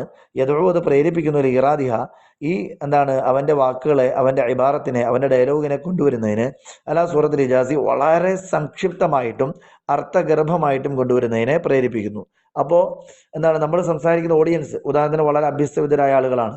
അപ്പം നമുക്ക് വളരെ എന്താണ്, കൊച്ചുകുട്ടികളോട് പറയുന്ന പോലെ പറയേണ്ടതില്ല, അല്പോടെ എന്ത് ചെയ്യുക, മുകളിലോട്ട് കയറി അല്പം നമുക്ക് സംസാരിക്കാം. വളരെ ചുരുങ്ങിയ വാക്കുകളിൽ അവരോട് വലിയ കാര്യങ്ങൾ പറയുകയാണെങ്കിൽ അവർക്ക് കൃത്യമായിട്ട് ക്യാച്ച് ചെയ്യാൻ കഴിയും. കാരണം അവരത്രയും എന്ത് ചെയ്യുക, ടാലന്റഡ് ആയിട്ടുള്ള, അത്രയും അവർക്ക് എന്താണ്, ബുദ്ധികൂർമ്മതയുള്ള ആളുകളാണ്. അപ്പം ബുദ്ധികൂർമ്മത എന്ന് പറയുന്ന ഒരു സന്ദർഭമാണ്. അതിന്റെ താല്പര്യം വളരെ ഷോർട്ടായി അവരുടെ മുന്നിൽ കാര്യം അവതരിപ്പിക്കുക എന്നുള്ളതാണ്. ചുരുക്കത്തിൽ ഫക്കുല്ലും മിനൽ മദഹി വ സക്കായി, ഇവിടെ സ്തുതി കീർത്തനം, അതുപോലെ മുഖാത്തബിന്റെ അഥവാ അഭിസംബോധന ചെയ്യപ്പെടുന്ന അഭിസംബോധിതന്റെ ആ ഒരു ബുദ്ധികൂർമ്മത, ഇത് രണ്ടും ഹാലും സന്ദർഭമാണ്. വക്കുല്ലും മിനൽ ഇത്നാബി വൽ ഇജാസി, ഇത്നാബും ഈജാസും, അഥവാ പരത്തി പറയുക, ഷോർട്ടായി പറയുക, ഇത് രണ്ടും മുഖ്തദ താല്പര്യമാണ് ഈ 2 സന്ദർഭങ്ങളുടെ. അപ്പോൾ ഒരാൾ എന്ത് ചെയ്തു, സയ്യിദ് ഉദാഹരണത്തിന്, ഈറാദുൽ കലാമി കലാമിനെ കൊണ്ടുവരിക, അലാ സൂറത്തിൽ ഇത്നാബി വൽ ഈജാസി അഥവാ മദ്ഹിന്റെ സന്ദർഭത്തിൽ ഇത്നാബിന്റെ പരത്തി പറയുന്ന രൂപത്തിലും, അതുപോലെ എന്താണ് മുഖാത്തബിന്റെ ദക്കായിന്റെ ബുദ്ധികുർമ്മതയുടെ സന്ദർഭത്തിൽ ഈജാസ് വളരെ ഷോർട്ടായി അർത്ഥഗർഭമായി പറയുക എന്നുള്ളതും ആ രൂപത്തിൽ കലാമിനെ കൊണ്ടുവരിക എന്നുള്ളത് മുത്താബഖത്തുൽ മുഖ്തള, ആ സന്ദർഭത്തിന്റെ താല്പര്യത്തിനോട് ഈ കലാം യോജിക്കുക എന്നുള്ളതാണ് അവിടെ സംഭവിക്കുന്നത് അല്ലെ. അപ്പോ എന്താണ് കലാം എന്ത് ചെയ്തു ആ സന്ദർഭത്തിൽ. അപ്പം മദ്ഹ് എന്ന് പറയുന്ന സന്ദർഭത്തിന്റെ താല്പര്യം ഇത്നാബാണ്. അപ്പൊ ആ രൂപത്തിൽ ഒരാൾ കലാം കൊണ്ടുവരികയും കൂടെ ചെയ്താൽ അവിടെ സന്ദർഭത്തിന്റെ താല്പര്യത്തിനോട് കലാം യോജിച്ചു എന്ന് പറയും. അതുപോലെ തന്നെ മുഖാത്തബിന്റെ ദക്കാ അതൊരു സന്ദർഭമാണ്, അതിന്റെ താല്പര്യം ഈജാസ് ആണ്, അഥവാ വളരെ അർത്ഥഗർഭമായി പറയുക എന്നുള്ളതാണ്. ഒരാളങ്ങനെ അയാളുടെ സംസാരം കൊണ്ടുവന്നാൽ അവിടെ കലാം സന്ദർഭത്തിന്റെ താല്പര്യത്തിന് യോജിച്ചു എന്ന് പറയും. അപ്പോൾ ഇങ്ങനെ കലാം സന്ദർഭത്തിന്റെ താല്പര്യത്തിനോട് യോജിക്കുക, ഫസീഹായ ഒരു കലാം കൊണ്ടുവന്നിട്ട് എന്നാൽ അതിനെ ബലീഗായ കലാം എന്ന് പറയും. ചുരുക്കത്തിൽ ബലാഗത്ത് ഫസാഹത്തിന്റെയും മേലെയാണ് എന്ന് ഇതിലൂടെ വളരെ കൃത്യമായി നമുക്ക് മനസ്സിലാക്കാൻ കഴിയുന്നുണ്ട്. ഏതായാലും കലാമിലാണ് ബലാഗത്തിന്റെ സ്റ്റാർട്ടിംഗ് പോയിന്റ്, അതുകൊണ്ട് കിലിമത്തിൽ ബലാഗത്തില്ല. ഇനി മുത്തക്കല്ലിമിന്റെ ബലാഗത്ത് ഇവിടെ നമുക്ക് സംസാരിക്കാം. മലക്കത്തിന് അതൊരു കഴിവാണ്, യഖ്തദുർ ബിഹ, അതുകൊണ്ട് അവന് കഴിയും, അല താബീരി പ്രകാശിപ്പിക്കുവാൻ, അനിൽ മഖ്സൂദി തന്റെ ഉദ്ദേശത്തെ, ബി കലാമിൻ ബലീഗിൻ ബലീഗായ കലാം കൊണ്ട്, ഫി അയ്യ ഖറദിൻ കാന, ഏത് ലക്ഷ്യത്തിലായാലും, ചെറുതാകട്ടെ വലുതാകട്ടെ, അത് രാഷ്ട്രീയമാകട്ടെ സാമൂഹികമാകട്ടെ സാംസ്കാരികമാകട്ടെ കുടുംബപരമാകട്ടെ, ഏത് കാര്യത്തിലും ഒരു ബലീഗായ കലാമുണ്ട്. ഇപ്പൊ നമ്മൾ പറഞ്ഞല്ലോ സന്ദർഭത്തിന്റെ താല്പര്യത്തിനോട് യോജിച്ച കലാമിനാണ് ബലീഗായ കലാം എന്ന് പറയുക. അപ്പൊ ആ കലാം കൊണ്ട് തന്റെ മനസ്സിലുള്ള ആശയം കൃത്യമായി പ്രകടിപ്പിക്കാൻ കഴിയുന്ന ഒരു പ്രഭാഷകൻ, ഒരു സംസാരിക്കുന്നവൻ, ഒരു എഴുത്തുകാരൻ ആരായിക്കോട്ടെ, അവനെ നമുക്ക് ആ ഒരു അഭിരുചിയുള്ളവനെ നമുക്ക് മുത്തക്കല്ലിമിന്റെ ബലാഗത്ത്, അതായത് ഒരു ബലാഗത്തുള്ള ഒരു പ്രഭാഷകനാണ്, ബലാഗത്തുള്ള എഴുത്തുകാരനാണ്, ബലാഗത്തുള്ള ഒരു ഭാഷാ പണ്ഡിതനാണ്, ബലാഗത്തുള്ള ഒരു വ്യക്തിയാണ്, അനിയനാണ്, ജ്യേഷ്ഠനാണ്, വാപ്പയാണ് എന്ന് നമുക്ക് പറയാൻ കഴിയും. ചുരുക്കത്തിൽ ഇവിടെ ഫസാഹത്ത് അവസാനിച്ചു, ബലാഗത്ത് അവസാനിച്ചു. ഫസാഹത്ത് 3 സ്ഥലത്ത് വരുമെന്ന് പറഞ്ഞു, ബലാഗത്ത് 2 സ്ഥലത്ത് വരുമെന്ന് പറഞ്ഞു. ചുരുക്കത്തിൽ എന്താണ്, ബലീഗായതെല്ലാം ഫസീഹായിരിക്കും, ഫസീഹായതെല്ലാം ബലീഗാകണമെന്ന് നിർബന്ധമില്ല. ആ ഒരു സമവാക്യം നമ്മൾ മനസ്സിലാക്കിയിരിക്കേണ്ടത് അനിവാര്യമാണ്. അഥവാ ബലീഗാകണമെങ്കിൽ ഫസീഹ് ആയേ മതിയാവുള്ളൂ. ഫസീഹായ സാധനം സന്ദർഭത്തിനോട് യോജിക്കുമ്പോഴാണ്, അതിന്റെ താല്പര്യത്തോട് ഇണങ്ങി വരുമ്പോഴാണ് അതിന് ബലീഗ് എന്ന് പറയുക. അപ്പോൾ ഒന്നാമത് ഫസീഹാണ് ആകേണ്ടത്, രണ്ടാമതാണ് അത് ബലീഗായി തീരുക. അപ്പോൾ ബലീഗായത് എപ്പോഴും അത് ഫസീഹായിരിക്കും, സംശയമില്ല.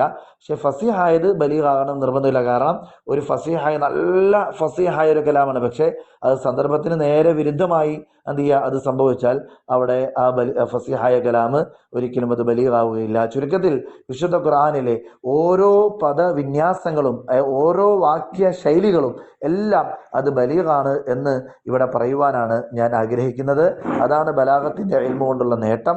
ബലാഗത്തിന്റെ ഇൽമു പഠിച്ചു കഴിഞ്ഞാൽ നമുക്ക് മനസ്സിലാകും അല്ലാഹു തആല ഖുർആനിലൂടെ സംവദിച്ചിരിക്കുന്നത് ആദ്യം മുതൽ അവസാനം വരെയും അത് കൃത്യമായി ഫസീഹായ കലാം കൊണ്ടാണ് അല്ലാഹു തആല സംവദിച്ചിരിക്കുന്നത്. അത് ബലീഗായ എന്ത് ചെയ്യുക രൂപത്തിലാണ് അല്ലാഹു തആല ലോകത്തോട് എന്ത് ചെയ്യുക ഖുർആൻ കൊണ്ട് സംവദിച്ചിരിക്കുന്നത്. അത് 100ക്ക് 101% പരസ്പര പൂരകമായതുകൊണ്ടാണ് അള്ളാഹുവിന്റെ അജയ്യമായ കലാം എന്ത് ചെയ്യുക കാലാതിവർത്തിയായി ഇന്ന് വരെയും അത് ഖിയാമത്ത് നാൾ വരെയും നിലകൊള്ളുന്നതിന്റെ ഏറ്റവും വലിയ രഹസ്യപ്പൂട്ട് എന്നും കൂടി നമുക്ക് ചേർത്ത് വായിക്കാൻ കഴിയും. ഇനി നമുക്ക് 1-2 ചെറിയ കാര്യങ്ങൾ കൂടി പറഞ്ഞുകൊണ്ട് ഈ സെക്ഷൻ അവസാനം. അപ്പൊ നമുക്ക് ഇവിടെ തനാഫുറിനെ പറ്റി പറഞ്ഞു, അതുപോലെ മുഖാലഫത്തുൽ ഖിയാസിനെ പറ്റി പറഞ്ഞു, ദുഅഫു താലിഫിനെ പറ്റി പറഞ്ഞു, താഖീദ് ലഫ്ലിയെ പറ്റി പറഞ്ഞു അല്ലേ. അതായത് തനാഫുറിനെ പറ്റി നമ്മൾ ഫസാഹത്തുൽ കലിമത്തിനും ഫസാഹത്തുൽ കലാമിലും പറഞ്ഞു, അഥവാ മൊഴിയാനുള്ള ബുദ്ധിമുട്ട്. അതുപോലെ മുഖാലഫത്തുൽ ഖിയാസിനെ പറ്റി നമ്മൾ എന്താണ് ഫസാഹത്തുൽ കലിമത്തിൽ നമ്മൾ പറഞ്ഞിരുന്നു. മുഖാലഫത്തുൽ ഖിയാസ് അഥവാ എന്താണ് സർഫിന്റെ പൊതുവായ നിയമത്തിനെതിരായി വരുന്നതിനാണ് മുഖാലഫത്തുൽ ഖിയാസ് എന്ന് പറയുക. ദുഅഫു താലിഫ് അത് കലാമിന്റെ ഫസാഹത്തിൽ പറഞ്ഞിരുന്നു. അപ്പോൾ ഇതൊക്കെ എങ്ങനെയാണ് തിരിച്ചറിയുക, ഏതൊക്കെ ടൂൾസാണ് ഇതൊക്കെ മനസ്സിലാക്കാൻ വേണ്ടി നമുക്ക് മുന്നിലുള്ളത് എന്നുള്ളതാണ് ഇവിടെ അടുത്തതായി ചർച്ച ചെയ്യുന്നത്. എന്തൊക്കെ ടൂൾസ് ഉണ്ടോ അല്ലെ, ഏത് ഇൽമു പഠിച്ചാലാണ് ഈ തനാഫുർ മനസ്സിലാക്കാൻ പറ്റുക, ഏത് ഇൽമു പഠിച്ചാലാണ് ഈ ദുഅഫു താലിഫ് മനസ്സിലാക്കുക, അതിനെപ്പറ്റി ഇവിടെ നിന്ന് ജസ്റ്റ് ചെറുതായിട്ട് പറയുകയാണ്. വയുറഫു തനാഫുറു, തനാഫുറിനെ മനസ്സിലാക്കാൻ കഴിയും ബിദൗഖി, അഭിരുചി കൊണ്ട്. അഥവാ ഫസാഹത്തുൽ കലിമത്തിലും ഫസാഹത്തുൽ കലാമിലും തനാഫുറിൻ്റെ വിഷയം പറഞ്ഞിരുന്നു. തനാഫുർ ഉണ്ടാകാൻ പാടില്ല എന്നാണ് പറഞ്ഞത്. എന്താ തനാഫുർ എന്ന് പറഞ്ഞാൽ മൊഴിയാനുള്ള ബുദ്ധിമുട്ട്, അത് അഭിരുചി കൊണ്ടാണ് മനസ്സിലാക്കുക. അതായത് നമുക്ക് എന്ത് ചെയ്യുക, ഭാഷയിലുള്ള അഭിരുചി എത്രത്തോളം ഉണ്ടോ അത്രത്തോളം നമുക്ക് ആ വാക്ക് അത് എന്താ കട്ടിയുള്ളതാണ്, അത് മൊഴിയാൻ പ്രയാസമുള്ളതാണ്, നമുക്ക് പെട്ടെന്ന് നമുക്ക് എന്ത് ചെയ്യാൻ പറ്റും, അത് ക്യാച്ച് ചെയ്യാൻ സാധിക്കും. മുഖാലഫത്തുൽ ഖിയാസ് അഥവാ ഫസാഹത്തുൽ കലിമത്ത്, ഒരു പദത്തിന്റെ ഫസാഹത്ത് വരുമ്പോൾ അതിനകത്ത് മുഖാലഫത്തുൽ ഖിയാസ് വരാൻ പാടില്ല എന്ന് പറഞ്ഞു. മുഖാലഫത്തുൽ ഖിയാസ് എന്താണ്? സർഫിന്റെ പ്രമാദമായ നിയമങ്ങൾക്ക് വിരുദ്ധമായി വരിക. അപ്പോൾ അത് നമ്മൾ മൗദത്ത് ഒക്കെ നമ്മൾ പറഞ്ഞത് ഓർമ്മയുണ്ടാവും. അതെങ്ങനെ മനസ്സിലാക്കുക? സർഫിന്റെ വിജ്ഞാനം കൊണ്ടാണ്. വളരെ ക്ലിയർ ആണ്.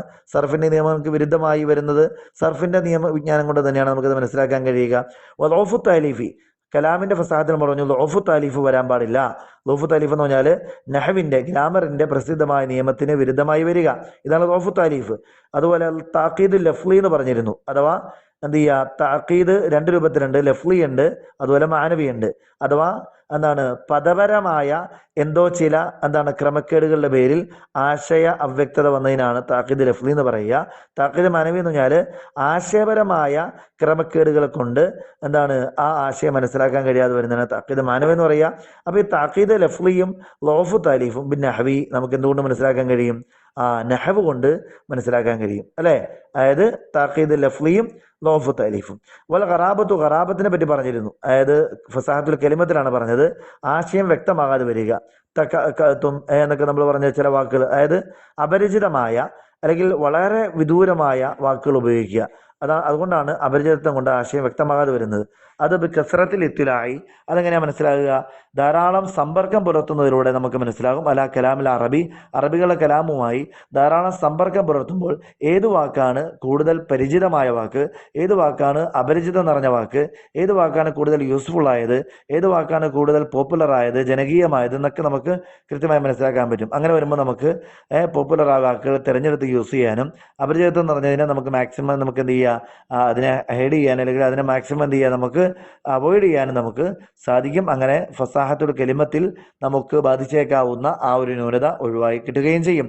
താക്കീദുൽ മാനവി, ഫസാഹത്തുൽ കലാമിൽ നമ്മൾ താക്കീദ് മാനവിയെ പറഞ്ഞിരുന്നു. അഥവാ മജാസുകൾ, ഇസ്തിആറകൾ, അതുപോലെ തഷ്ബീഹുകൾ, ഇങ്ങനെ ഇതൊക്കെ അനവസരത്തിലും അസ്ഥാനത്തൊക്കെ ഉപയോഗിച്ച് ആ കലാമിന്റെ ആശയം അത് കൃത്യമായി ഓഡിയൻസിലേക്ക് എത്തിക്കാൻ കഴിയാതെ വരുന്നതിനാണ്, ആ രൂപത്തിൽ ആശയപരമായിട്ടുള്ള അവ്യക്തത വരുന്നതിനാണ് താക്കീദ് മാനവി എന്ന് പറയുക. അത് ബിൽ ബയാനി, ഇൽമുൽ ബയാൻ കൊണ്ട് നമുക്ക് വ്യക്തമാവുന്നതാണ്. ഇൽമുൽ ബയാനിലാണ് തഷ്ബീഹിനെ പറ്റി പറയുന്നത്, ഇസ്തിആറയെ പറ്റി പറയുന്നത്, മജാസ് മുർസലിനെ, മജാസ് മുർസലുകൾ, അതുപോലെ കിനായെ പറ്റിയൊക്കെ പറയുന്നത്. അപ്പോൾ അതിലൂടെ നമുക്ക് താക്കീദ് മാനവിയെ നമുക്ക് ഒഴിവാക്കാൻ പറ്റും. അഥവാ അതിനകത്ത് കൃത്യമായി തഷ്ബീഹ്, മജാസ് ഇതിൻ്റെയൊക്കെ മാനദണ്ഡം മനസ്സിലാവുകയും അത് കൃത്യമായ ആ മീറ്ററിൽ ഉപയോഗിക്കുകയും ചെയ്തു കഴിഞ്ഞാൽ ഈ പറയപ്പെട്ടതുപോലെ മജാസ് ഇസ്തിആറ ഉപയോഗിച്ചതിൻ്റെ പേരിൽ ആശയം അവ്യക്തമാകുക എന്ന് പറയുന്ന വിരോധാഭാസം അവിടെ ഉണ്ടാവുകയില്ല.